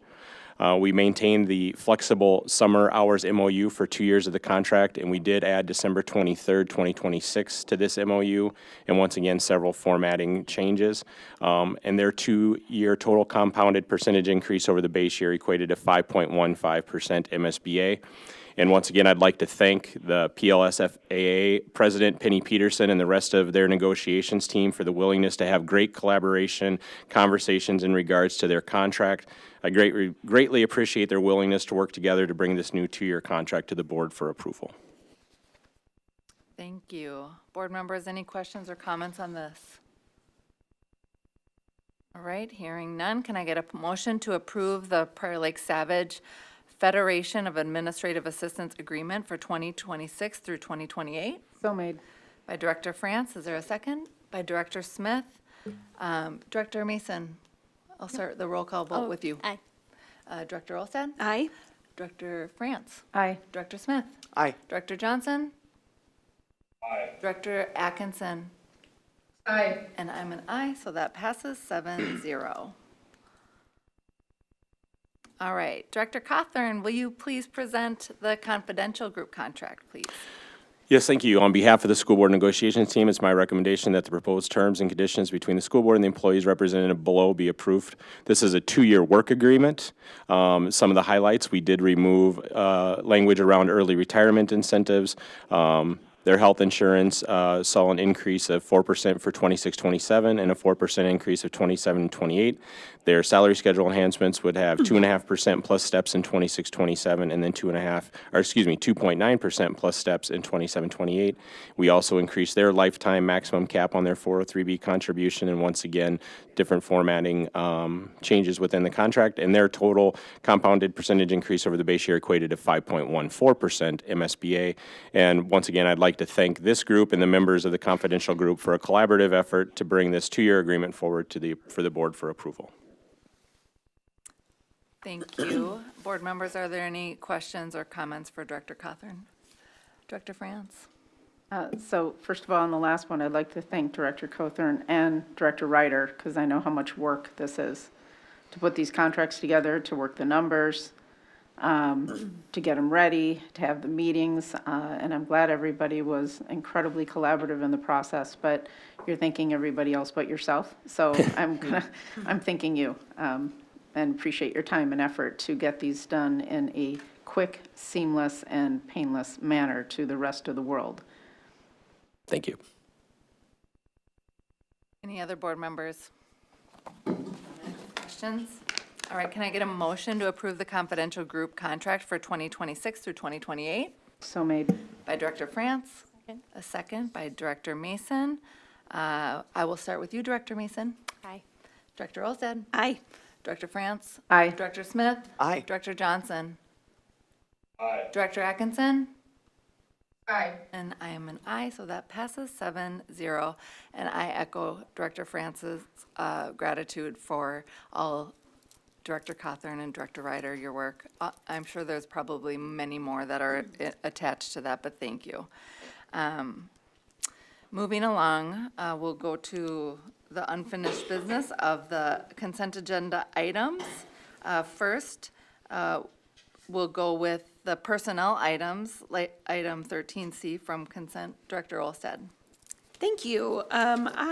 Very quick, wanted to call out the retirements, Mr. Haddon, Ms. Schwingler, and Ms. Vanderplatz for their retirement and gratitude of years of service, so I didn't want to skip that. Thank you so much. Very quickly, the candidates for employment and then the resignations, terminations, non-renewals, the format is just a little different. And so I didn't know if somebody could walk me through, or us, I should say, walk me through kind of the different formatting. When I read through it in the very first, I thought some were like duplicative, and I'm probably wrong on that, but I just wanted to make sure since the format's new. Yes, thank you. I do believe some of the conversations came around just that they used to be individually typed within the consent agenda, and that took time to individually type each one of these when we already have them in a format that could easily just be attached to the document. So moving forward, I believe the plan is going to be then to kind of attach them in the format that you're seeing instead of individually type all of the folks within the consent agenda. Great, thank you. You're I knew welcome. there was a very easy explanation, just wanted to make sure. Thank you. All right, so sufficient for 13C? Yes. Okay, Thank and you. then 13E, Director Atkinson. Yeah, thank you. So just for the board's awareness and Dr. Wagner's awareness, this is the first time that we're seeing this professional development annual report. It's something that I was advocating for because it is a statutory requirement. Minnesota Statute 122.A60 requires that we annually report back to the board on how we're spending our professional development money and how it aligns to outcomes. Also, whether or not we're using general fund or if it's coming from a grant. And so while this is a great start, because it's, like I said, the first time we've seen it, I think there may be some more details that probably need to be included in it. Something, just want to make sure, like I said, we're meeting our statutory requirements regarding the professional development. So, thank you. Thank you, Director Atkinson. Okay, so is there a motion and a second to approve item 13C and 13E? So made. By Director Smith, Second. second by Director Mason. We'll start with you, Director Atkinson. Aye. Director Johnson, Aye. Director Smith, Aye. Director France, Aye. Director Olstad. Aye. Director Mason. Aye. And I'm an aye, so that passes 7-0. All right. Thank you, board members.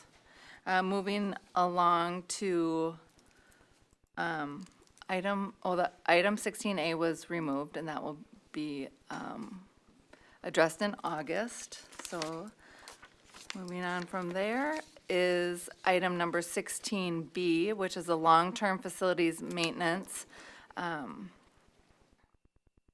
This plan was presented for review at our June meeting and is before the board tonight for action via roll call. Executive Director of Business Services, Director Ryder, will you please present? Certainly. The materials that you see here, the FY28 revenue long-term facilities maintenance 10-year projection is a PDF of the Excel file that MDE requires we submit in our application, as well as the fiscal year 2028 expenditures long-term facilities maintenance 10-year application. Also a PDF of the Excel file we must submit. The LTFM year 2027 through 2037, no changes to what you saw previously, but just wanted to share that again for the public. The statement of assurances has been updated for names and dates, and that will require our superintendent's signature once the board is approved. And there is a resolution then as well for the board's approval tonight. Board members, are there any questions or comments? Director France? Just confirming, I didn't see any substantive changes to what we discussed in June in detail. Okay, you're No confirmed changes. it. Yep. Thank you. Anyone else? Hearing none, I'll entertain a motion to approve the long-term facilities maintenance plan. So made. By Director Olstad, is there a second? Second. By Director France. We'll start the roll call with you, Director Mason. Aye. Director Olstad. Aye. Director France. Aye. Director Smith. Aye. Director Johnson. Aye. Director Atkinson. Aye. And I'm an aye, so that passes 7-0. Next up on the agenda is approval of the 2026-27 student handbook. Director Cawthorn, will you please present? Yes, thank you. I was asked from former awesome Communications Director Mussman to present this because new awesome Communications Director Zimmerman is back in the control desk working. So you get the updates from me. So some of the talking points around the 26-27 handbook. This is the parent-student handbook that includes policies that MSB recommends the district include in their handbooks. Because the school board policies are reviewed and updated throughout the year, the handbook is maintained as a live Google document, so it always reflects the most current board-approved policies. And families are required to acknowledge that they have reviewed the handbook as part of the district's annual update process. Thank you. Thank you. Is there any questions or comments on the handbook? Director Olstad? A couple of things. I didn't know if we were updating all of our documents such as this to saying parents and guardians or guardians. We do that in our policies, so I didn't know if that applied here. I will let Director Zimmerman get back to you on that. No problem. And then under school meals, it says all students receive free breakfast and lunch on school days, and that's not applicable to the high school anymore. So I didn't know if we had to change some copy there. Okay, I will let Director Malone know, and she can get back to you on that. I mean, right? The high school is now on the program Yeah. with the other schools, so everyone's on the food program. So free and reduced meals are available for students in need. It's Okay. free for everyone. In need, yeah, okay. Yep. Thank you. I just wanted to make sure I understood. Thank you. Yep. Director France? I kind of had the same question as Director Olstad. Typically, we don't update any of the policies in this. They're all just hyperlinks to existing policies that have already gone through. So I assume that if this handbook was put together, that it's just a hyperlink to what has already been approved through the board. Okay, all right, thank you. Anyone else? And I'll just mention that I recall recently there was an MSBA update, like policy update through MSBA services that came specifically regarding the handbook. So there was a bunch of things mentioned there, so something to reference as well. Did I hear someone online? Director Johnson? Yes. Yeah.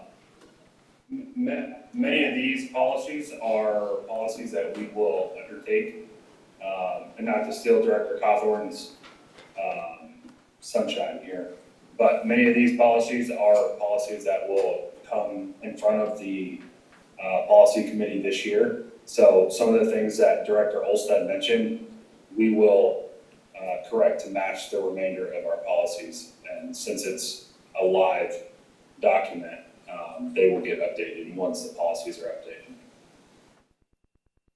Thank you, Director Johnson. Anyone else?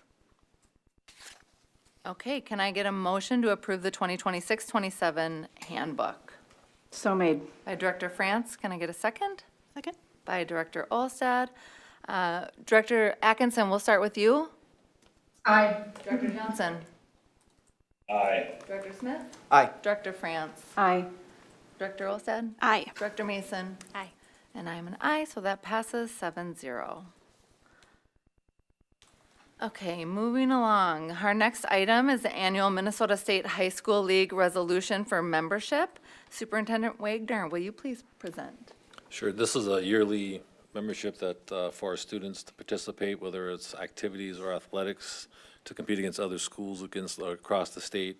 Right now, the Minnesota State High School League is the only group that offers the opportunity to do that, and every school district is a member of that, so kids have the ability to participate against other schools. So like we saw tonight with all of our athletes and activities that are competing against other schools, being a member of the Minnesota State High School League allows the kids to do that.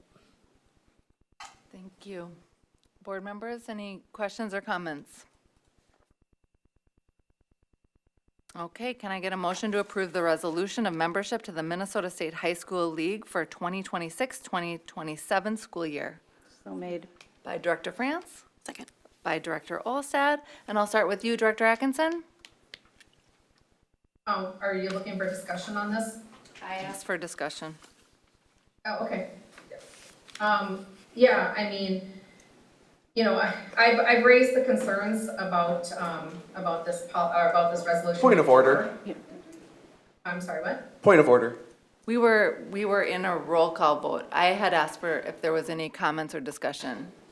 Already. Yeah, we're discussing, right? No, we're voting. We moved, I asked for that and there was none made. So I moved to a roll call vote and starting with you. Point of order, it's a motion and a second, and there's always discussion. She asked for it. I asked for discussion after You asked for Dr. discussion before you made the motion. I listened very carefully.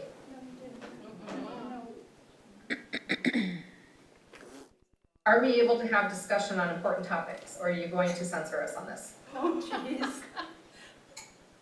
Point of order, too. Director- That's not a censorship. She did ask for discussion. I did ask for discussion, Director Atkinson. You asked for discussion before you made the motion.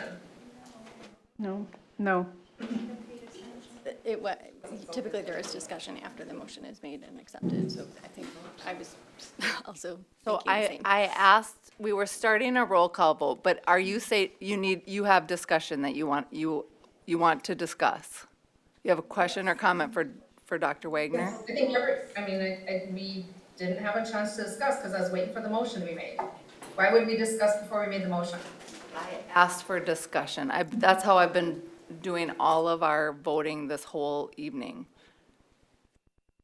100% guess it's this. I would like to make an amendment to the original motion. If you're not going to allow discussion, I'll make amendment to the original motion. So I would like it's to point of order. recommend- Point of order. I just want to ask for formality. Chair Bullion, are you okay pulling the request for vote? Because Robert's rule says once we start to vote, there's no more discussion. So if you are okay with that, but she needs to ask your permission. And just to be clear. Well, we're going into, Director Atkinson, I think that the challenge is all evening long, we've had presentations, and then I've asked for questions or comments, and then I've gone to a vote. I did the same thing with this. When I asked for comments or questions, there was nothing said. So I called the vote, and you were the first person I asked for a roll call. Respectfully, Robert's Rules of Orders is a motion and a second and discussion. And so we have not had discussion. So if we could please have discussion, I would greatly appreciate it. We had already called the vote. I was also You expecting did not allow discussion. This happened in the past. It happened in the past under Director Francis' leadership as Oh, dear well. God. And I don't understand why we can't have discussion on Director the topic. Atkinson, go forward with your discussion, please. Thank you. I would like to make an amendment to the original motion, which would basically take the resolution as presented. And if we go and look at the resolution as presented, if you look at the third sentence of the resolution, and you look up into the word website, so as it appears in the league's website, I would like to make an amendment to this original language where it would include the following. To the extent such provisions are consistent with and do not conflict with applicable federal law, such constitution, bylaws, policy, rules, and regulations shall serve as the minimum standards governing participation in the league, sponsored activities and athletics, provided that nothing in this resolution be construed to require compliance with any league provision that is inconsistent with or prohibited by applicable federal law. Can I get a second on my amended motion? Can you say again where you were reading from? So if you go to the third paragraph where it says further resolved that this governing board or entity hereby adopts the Constitution, bylaws, policy, rules, and regulations of said league and all amendments thereto as the same as are published in the latest edition of the league's official handbook on file at the office of the school board or district or school, or as it appears on the league's website, that would be stop there, strike that language, and insert the language that I read that said to the extent such provisions are consistent with and do not conflict with applicable federal law. Such constitution, bylaws, policy, rules, and regulations shall serve as the minimum standards governing participation in league-sponsored activities like athletics, provided that nothing in this resolution shall be construed to require compliance with any league provision that is inconsistent with or prohibited by applicable federal law. Can I get a second on my motion? So I will second that. As I understand, you are asking for the resolution to ensure that it does not conflict with federal law. I second that. That is correct, yes, yes. And if we need legal to write something that's just something that, like I said, I put together, and we could certainly have legal do that.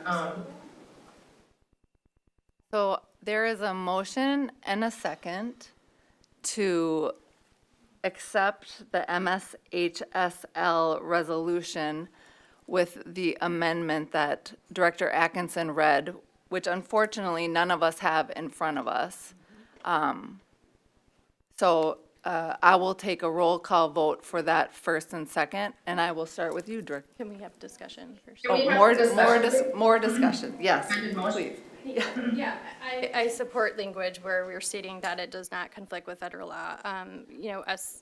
Again, I highly urge MSHSL to review their student eligibility policies and ensure that they follow federal law and that we protect our district's federal funding. I'm also a firm believer in girls' athletics, and I think it is extremely important to preserve the safety of females and the fairness and opportunity that our athletics offer them. and you know, these exist today because a lot of us worked very hard. As many as of us know, over 30 years ago, these sports did not exist for girls. We worked hard to get them here, their families, administrators, communities, and we had to fight for them and build them, and I really strongly believe that these opportunities need to be protected for our girls. So I support that language, just, again, I don't have the language, but assumption is that we could add language stating that it follows federal, where it follows federal law. Any other discussion? Director Smith? Yes, thank you. I feel like we're wasting our time here. This is a distraction. This is nothing that we can change right now because the Minnesota Human Rights Act specifically protects individuals, transgender individuals. Federal law and state law disagree all the time. This is nothing that we are going to settle tonight, so therefore I'd like to call the question. I just want to say that this is the MSHSL's form. It is not our form. We have had this discussion 3 years in a row. There is no federal law. There was a Supreme Court ruling that says it's up to the states. This is a state organization. It is not our form to change. It belongs to the Minnesota High School League.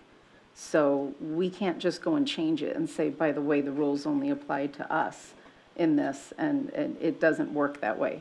Again, we've had discussions on this for now 4 years straight, and same thing, same topic. We can't change it. We either join the Minnesota High School League as it stands with their own form, or we don't. So there's the whole language there. It's not our form to change. That's the first thing. Second of all, the reasoning behind the language, and the language is legally not correct.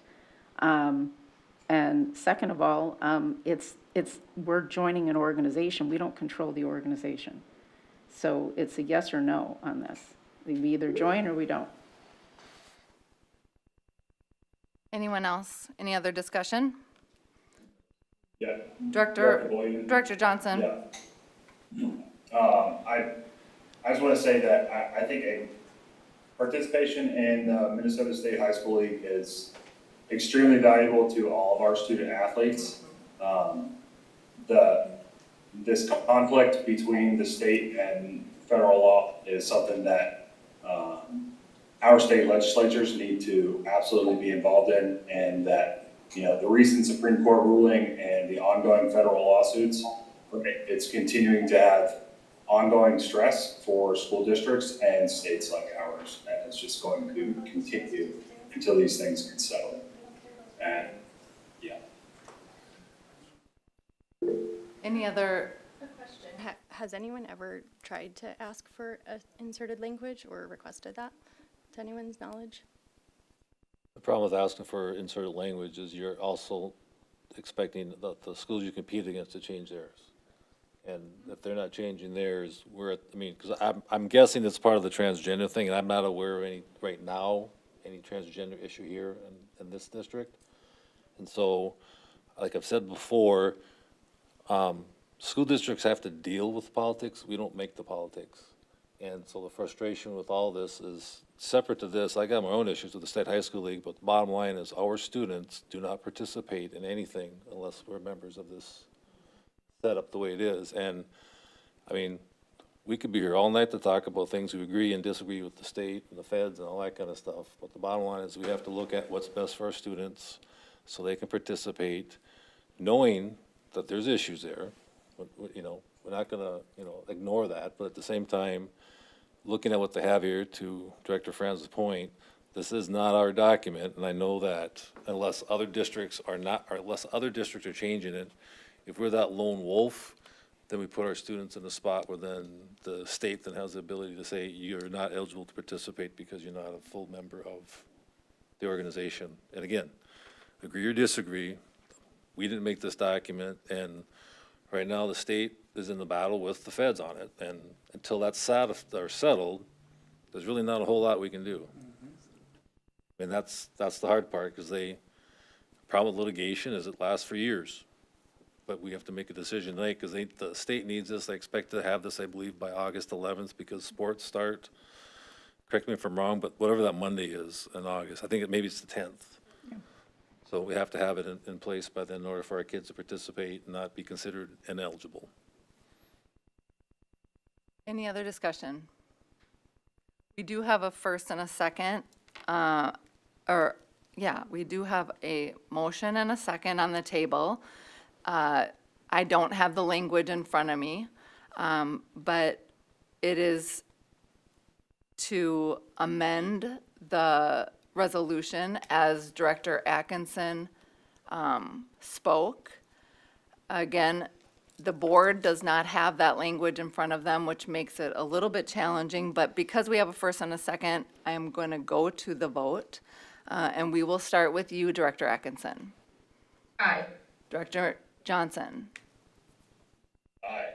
Director Smith. Nay. Director France. Nay. Director Olstad. Nay. Director Mason. Aye. And I am a nay, so that motion fails. 4-3. 4-3. Yes, 4-3. Okay, so can I get a motion to approve the resolution of the membership to the Minnesota State High School League as it is written in the packet for 26-27? So made. By Director Smith? Second. And a second by Director France. Discussion. Is there any discussion? Yes, thank you. I mean, it's just really unfortunate. The Minnesota State. Point of order. We have gone over this. There is nothing that we can do.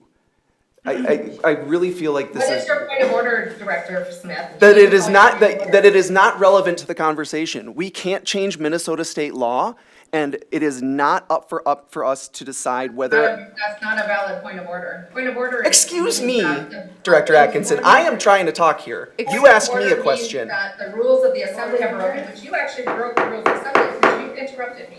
Board So would members. you please let me speak? Board members, I'd like to bring us back to decorum. I'd like for us to be able to speak without being interrupted. And so if we can get back to, we had a motion and a second to accept the membership of the Minnesota State High School League for 26-27 as presented in our board packet. We have a first and a second on that. I asked for discussion, and Director Atkinson, you had something to say. Yes, thank you. As I was saying, the Minnesota State High School League has really just put us in a difficult position, and I'm really surprised that after the Supreme Court ruling where Kavanaugh gave an opinion that said this is up to local school districts, that the Minnesota State High School League has not figured out a way to protect female athletes in the state of Minnesota. It's unfortunate. It puts us in a terrible situation because there will be further litigation, and I hope to God our school district is not involved. Because all it will take is one female athlete get hurt, and the school district will get sued, and more than likely, they will win because of the Supreme Court ruling. So unfortunately, I've led efforts at this through the state level. I'm gonna continue to advocate to our legislatures to do what's right to protect our female athletes as written in federal law. It's unfortunate we can't figure out a way to ensure that we are following federal law. So with that said, I can go to home, sleep tonight knowing that I still am committed to protecting our female athletes in their private spaces, and also that they ensure that they have a fair opportunity to compete, which is exactly what the Supreme Court ruling was about. Any other discussion? If we're done with the political grandstanding, I'd like to take a vote, please. Let's get back to governance. Is there any other discussion? Okay, we will call the vote. Director Atkinson? Nay. Director Johnson? Aye. Director Smith? Aye. Director France? Aye. Director Olstad? Aye. Director Mason? Aye. And I am an aye, so that passes 6-1. All right, moving on to the next agenda item. Our next item is the resolution relating to the election of school board members and calling the school district election. Director Ryder, will you please present? Certainly. This resolution is required for the calling of the general election for election of school board members. And this is one that we would like to see approved tonight. There is a deadline of August 10th for this, August 11th for this to be approved by the school board.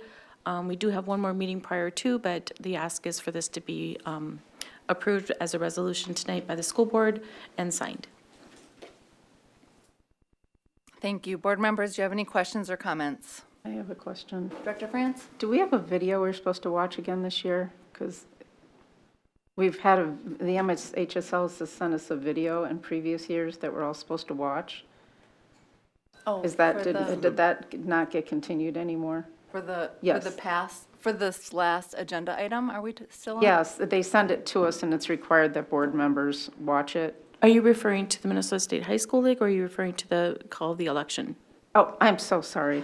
I was still, Okay, I my was brain was confused. on the other one. I had that question. I apologize. I am, yeah. Okay. Sorry. It's okay. It's okay. Okay, so we are on the resolution relating to the election of the school board member and calling this. Okay, we're all on the same page now.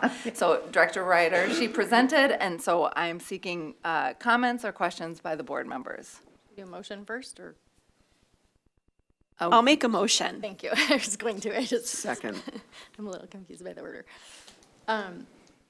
Second, if no one did. Director Smith seconded, so I will open for comments and questions. None. Anyone else? All right, hearing none. There is a motion and a second to approve the resolution to the election of school board members and calling the school district election. We'll do a roll call. We'll start with you, Director Mason. Aye. Director Olsted. Aye. Director France. Aye. Director Smith. Aye. Director Johnson. Aye. Director Atkinson. Aye. And I'm an aye, so that passes 7-0. All right. And then this evening's final action item is the consideration of the resolution relating to revoking the existing referendum revenue authorization, approving a new authorization, approving a capital project levy authorization, and calling a special election. This resolution authorized placing the proposed questions before district voters this November. And Director Ryder, will you please present on this? Yes, this resolution does include the details of revoking our current $623.97 per adjusted pupil unit referendum authorization and replacing that authorization with a new authorization of $1,740.97 per adjusted pupil unit. As provided by law, the ballot question must abbreviate the term per adjusted pupil unit as per pupil. This does also call for inflation. And it also does call for a term period of 10 years. So those are the highlights of that particular resolution. This is in alignment with what was approved in our previous board meeting in June with regard to the referendum questions. It also does talk about the capital projects levy. That is second question on the ballot. For the capital projects levy, this would be contingent upon the passage of question 1, as just read. All right, to avoid confusion, I will ask for a motion to approve the resolution. So made. By Director Olsted, and a second. Second. By Director France, and I will open it up for questions or comments from the board. Just a quick question, a clarification, because we approved the ballot language already in June. So are we just authorizing the clerk basically for all of these items that I'm reading in here? Yep, this is the formality of the resolution being approved by the board. Thank you. Any others? Director France? Director Ryder, did we receive feedback on the capital projects area?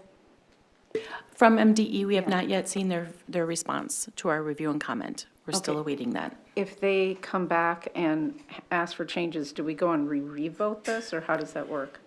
We'll have to figure that part out with them.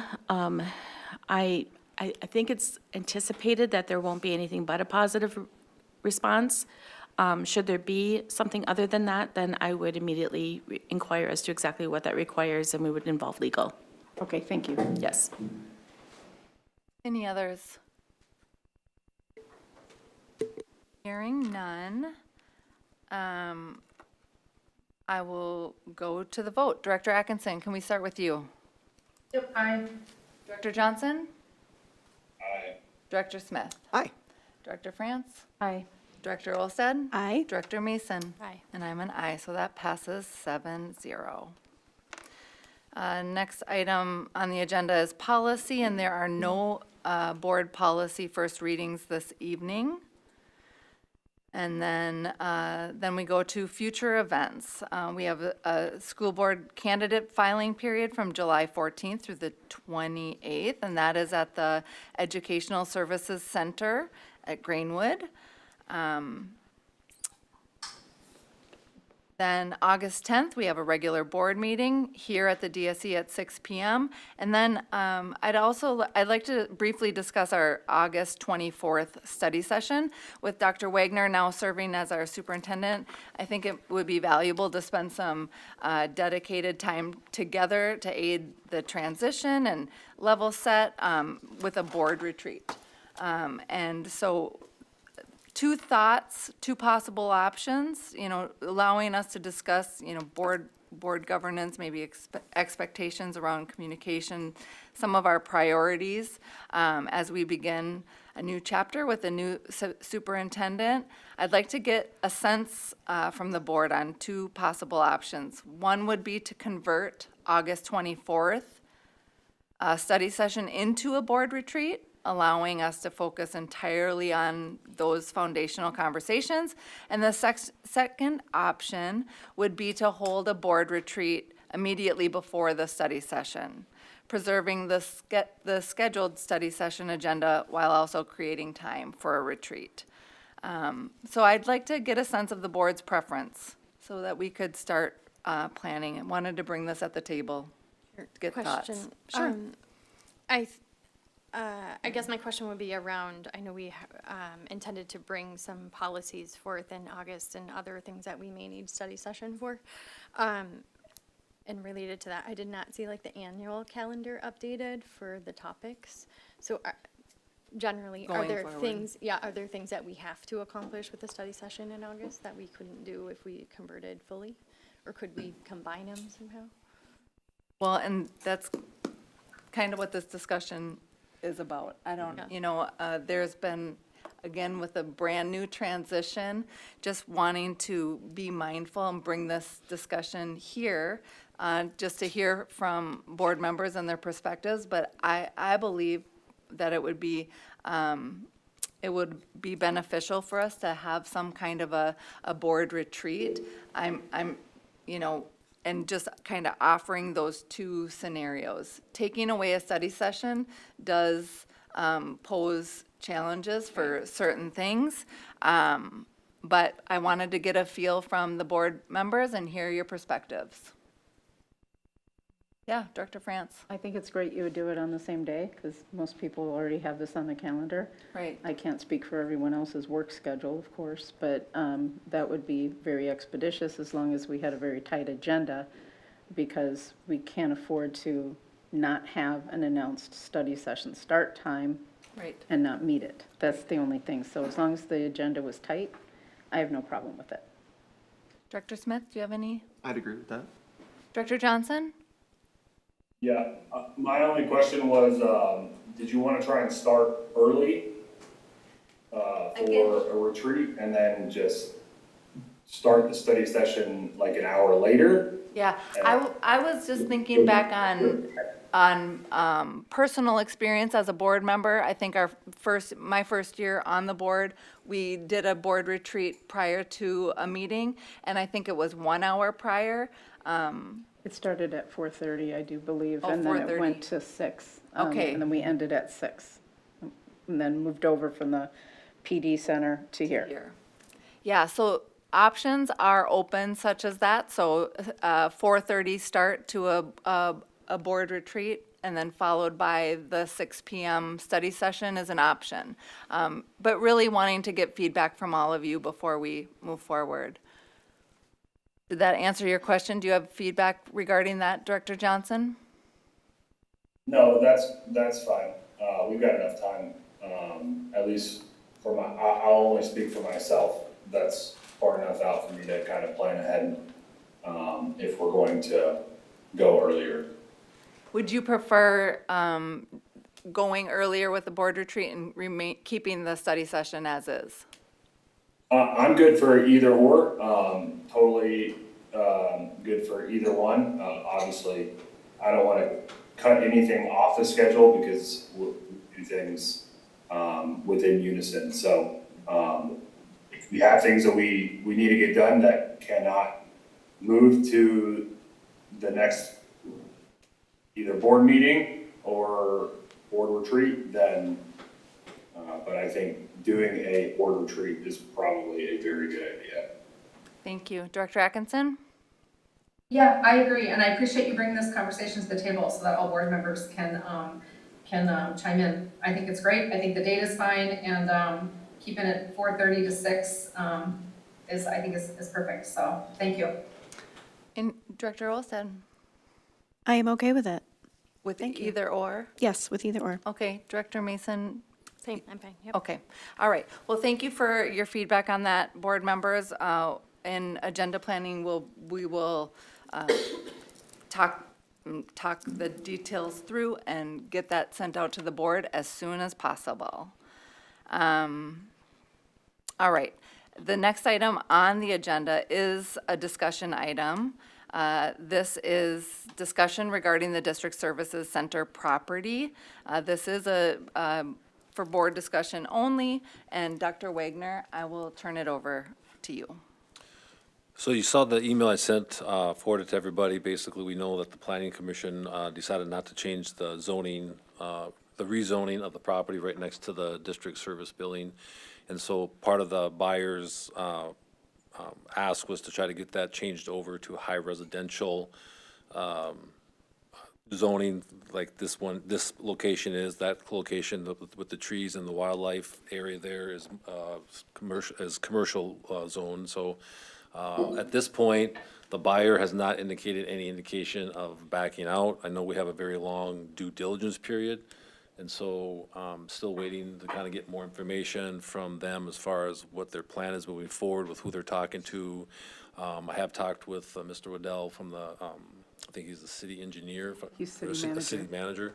And so I've talked with him, and so I have a meeting scheduled with him to kind of talk more about kind of where they're at and kind of some of the processes. And so I wanted this opportunity from a board's perspective, because obviously you have the history to with the sale of this building and how we got to this particular point, kind of what your thoughts are on moving forward and continuing down the process. I have no indication at this point that the buyer would back out during this time, but anything can happen. I've done building sales before with my past districts, and what I've learned is that anything can happen, and so it's a matter of, do we want to discuss Plan B, Plan C, if it comes forward, if we have to, and that type of stuff. And so it's better to be more prepared than not if something does come up. I think that the impression I got with the Planning Commission not being approval of the rezoning was a surprise, and I guess moving forward, I just don't want to be unprepared for surprises. Good way to say it. Well, let's open this up for board member feedback based on that, where anyone's coming from. Anybody want to start us out? I'm happy to start out. I watched the meeting, the Planning Commission meeting. I highly recommend to every board member, if you haven't, go watch the meeting. It's very interesting, and there's a lot of great information about how much commercial property we have in Prior Lake versus other communities and why they made the decision they did. I think it's really important, given the situation, that we have a backup plan. And I'd like to better understand kind of the financial, I would love to hear Dr. Wagner's kind of, how do I say, his proposal to come back on sort of what is the best case scenario, Plan A, Plan B, Plan C. We still have Greenwood property, so maybe there's some changes that could be made there as well. But just really want to better understand how to protect our district, given this change. Director France? I'm sure there's been models already done from before about the cost of mothballing this and moving out because the due diligence period was so long. But it's also my impression that the property has never gone off the market. It is still for sale, and that was part of our deal with the due diligence. Not only do we get the small payout at the end if it doesn't go through, but also that we can continue to take bids on this property. It's not like it would go off sale and go to contract. Is that a correct assumption? And from what I understand? To my understanding, there has been no further proposals submitted. I get that. What I'm saying is it's still for sale, though. It's not like we took it off the market. That is true. It's Okay. still for sale. Okay. And then the financial model of us moving and essentially mothballing this place, how much savings, pro or con, do we have? I thought that that was part of the initial model. Yep. From the beginning. Have those numbers changed? Does it favor staying in here? The amount of savings that we would see in utilities that we would anticipate seeing as a savings here for this building alone would be offset by a potential increase on the premium for a vacant property for coverage of risk insurance. And so for that reason, our staying put here, or a portion of us staying put here in this building, does preserve the building for a longer period of time. Without that being an issue or a factor, it is a wash, essentially, anticipated with regard to the utilities compared to the potential cost of an increase in insurance premium. For the same period we're talking about, the due diligence period, I think it's somewhere between the 18th and 24th of October. And so, waiting until then would tell us, for sure what their plan is with regard to whether or not the current agreement is to be seen all the way through or not. And I guess that's where we begin anticipating other options around that. What other things might they do? What might they come back with in a separate purchase agreement potentially, or something of that nature? I'm not sure. Are we aggressively marketing this property still as a? I would not say Because- aggressively. Okay. Would that be an option to make sure, particularly as we head into the end of the year? I would want to verify with legal. Okay. Based on the current agreement in place, but I will check into that. And I was under the impression too that even if we did vacate, we would still have to keep the utilities on for that reason you said, because you don't want a building left vacant without HVAC in it, because you're going to have maintenance issues. Yeah, your temperature could be controlled differently, but you would still need fire suppression and alarm and things of that nature as well. So for those reasons, and initially we had anticipated that we needed to go dark here completely, but we have found a solution for that too. So we will continue to have our internet access here beyond the 24th. And so everything will be continuing as normal. Okay. Anybody else? Yeah. Dr. Mason? I happened to run into council members this weekend, so chatting about, but it is my understanding that they withdrew their application from the planning commission, so I think that they have to go back to determine whether they're gonna just go forward with this property or revise something that they submitted, but it sounded to me like this could be quite a lengthy process, and knowing that it was a 4-0 vote on declining the adjacent property zoning, I would just advocate to take a really conservative approach. I mean, we can obviously try to market and do the things we can, but that property's been sitting for sale for 5+ years with not a lot of interest. So this was sort of my concern, with the budget. I know I expressed it before, and I really think we need to step back and probably revise budget and other things. And I mean, I don't know if there's any creative thinking as far as renting space or anything like that we can do. But I would really advocate for, just a conservative approach to ensuring that just knowing that this might take a while, right? As much as we hope it doesn't, it might, so. Yeah, I agree that the council meeting was, or the planning commission meeting was definitely interesting, and it just, to me, sounded like it was going to be a long process. Anyone else? I'll just say I'm really disappointed. I'm really disappointed. We need this money. We need this thing to sell. People have already started to move. You know, this is a really big disruption for our staff and for, you know, to move in the first place, you know, but I'm just, man, I heard that and I was really disappointed. That's all I'm gonna say. I'm just really disappointed. It's possible that they could, or they pulled the vote from the city council. They didn't remove their application, but because the city council can override the planning commission. But the thing is that paperwork wasn't submitted per Director Mason's comments that stated that the land, and I use the term commercially viable, adjacent to this, so it's not this property. So everyone understands, as Superintendent Wagner said, it is the adjacent property that was the issue. And they need that adjacent property in order to do what they want to do. And that adjacent property hasn't had one offer at all since it went up for sale. But there wasn't paperwork submitted to substantiate that, and there wasn't an alternative discussed or even offered or suggested of different commercial property that could be rezoned commercial that would be a lot more attractive.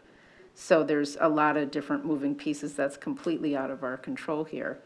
I think the question is what do we do from a financial standpoint in the meantime? Can we start to market more aggressively?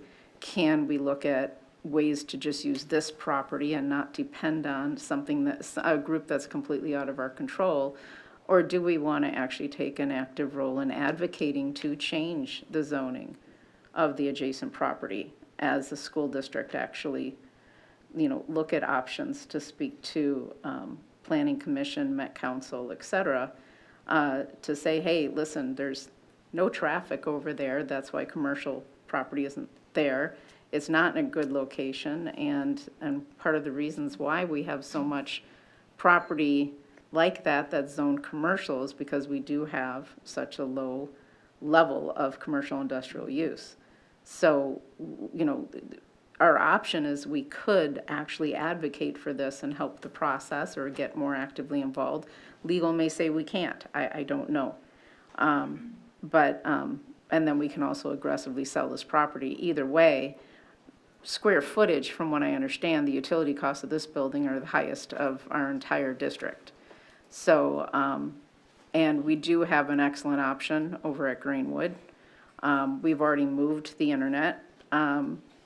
It's a good plan to sell this property.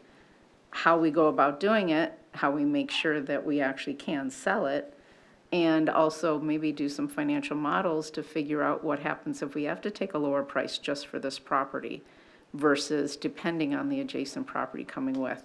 And that's a financial model and a legal question that I don't feel comfortable going down those paths until we have more answers.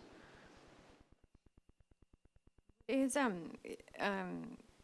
there opportunity to partner with the owner of the adjacent building to advocate for rezoning of that?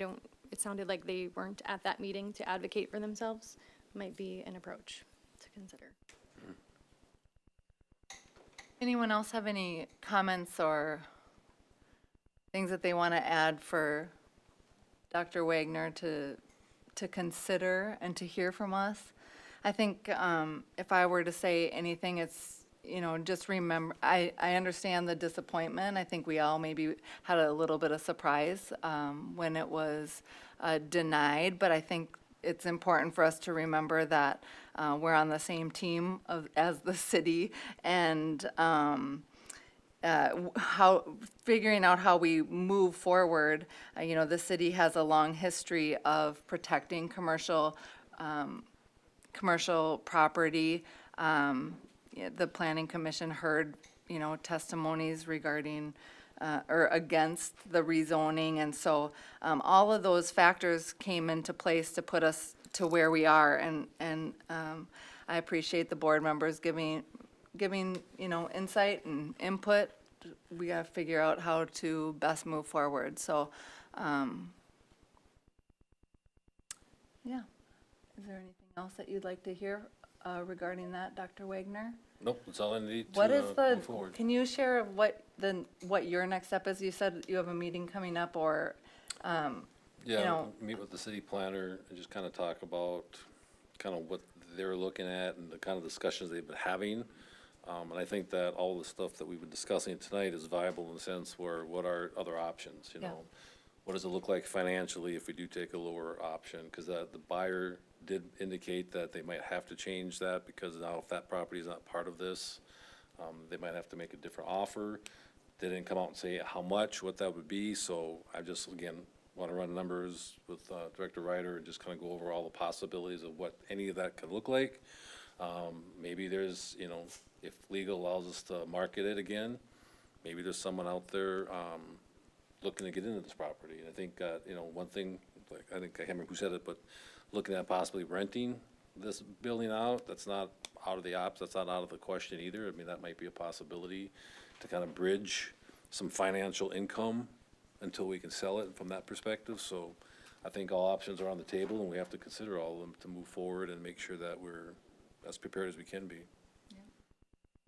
all right. So can I ask, what are next steps then?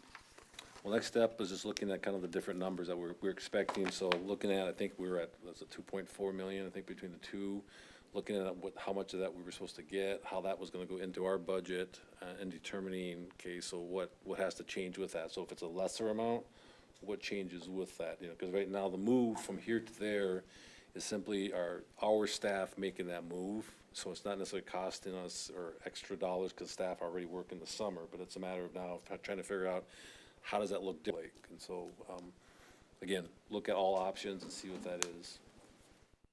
Just a question on that too, because I think the due diligence end date, I think we were saying October 18th to 24th, is that what you're saying? That's the end of the due diligence. And then we have a 90-day close period on top of that. So, we're best case looking at probably year end anyway. Right. Just trying to get a sense of, I would imagine we're probably not going to hear a lot until the end of that due diligence period. Is that And if the planning commission had said something, we would have heard something. If the planning commission had approved it and things had gone well there, then we definitely would have, the due diligence had padded but now timelines on it, but now things are different. But, as Dr. Wagner said, and as you mentioned about renting, et cetera, if we can't just put a property up for rent, and give it a couple years, nobody's gonna move into a business property for a year. Your typical is a minimum of 3, the average is 5, or greater, because they want to make renovations and all that, and they're not going to be throwing away their money, and we're certainly not going to throw away our money. So we really are kind of in a holding pattern with a lot of variables that aren't in our control right now. And as much as, we're upset about it, nobody's buying our building because they're altruistic and they just want to help out the school district, right? They want to, they need it to make money, and so we just have to make sure that we're aggressively marketing all of our options for an actual sale and doing whatever we can and waiting to see what the resolution from your discussions, if there is any, and what our financial models look like. We're in a holding pattern. All right. Well, thank you, board members, for that discussion. With no further business to come before the board, I will entertain a motion to adjourn. So made. Second, and a second from Director Mason, and we will roll call vote that. Director Atkinson? Aye. Director Johnson? Aye. Director Smith? Aye. Director France? Aye. Director Olsted? Aye. Director Mason? Aye. And I'm an aye, and that passes 7-0. Thanks for joining us remotely, Director Johnson and Director Atkinson. Thank you. Great timing. 2 minutes till I get kicked out of my conference room, so thank you. Have a good night.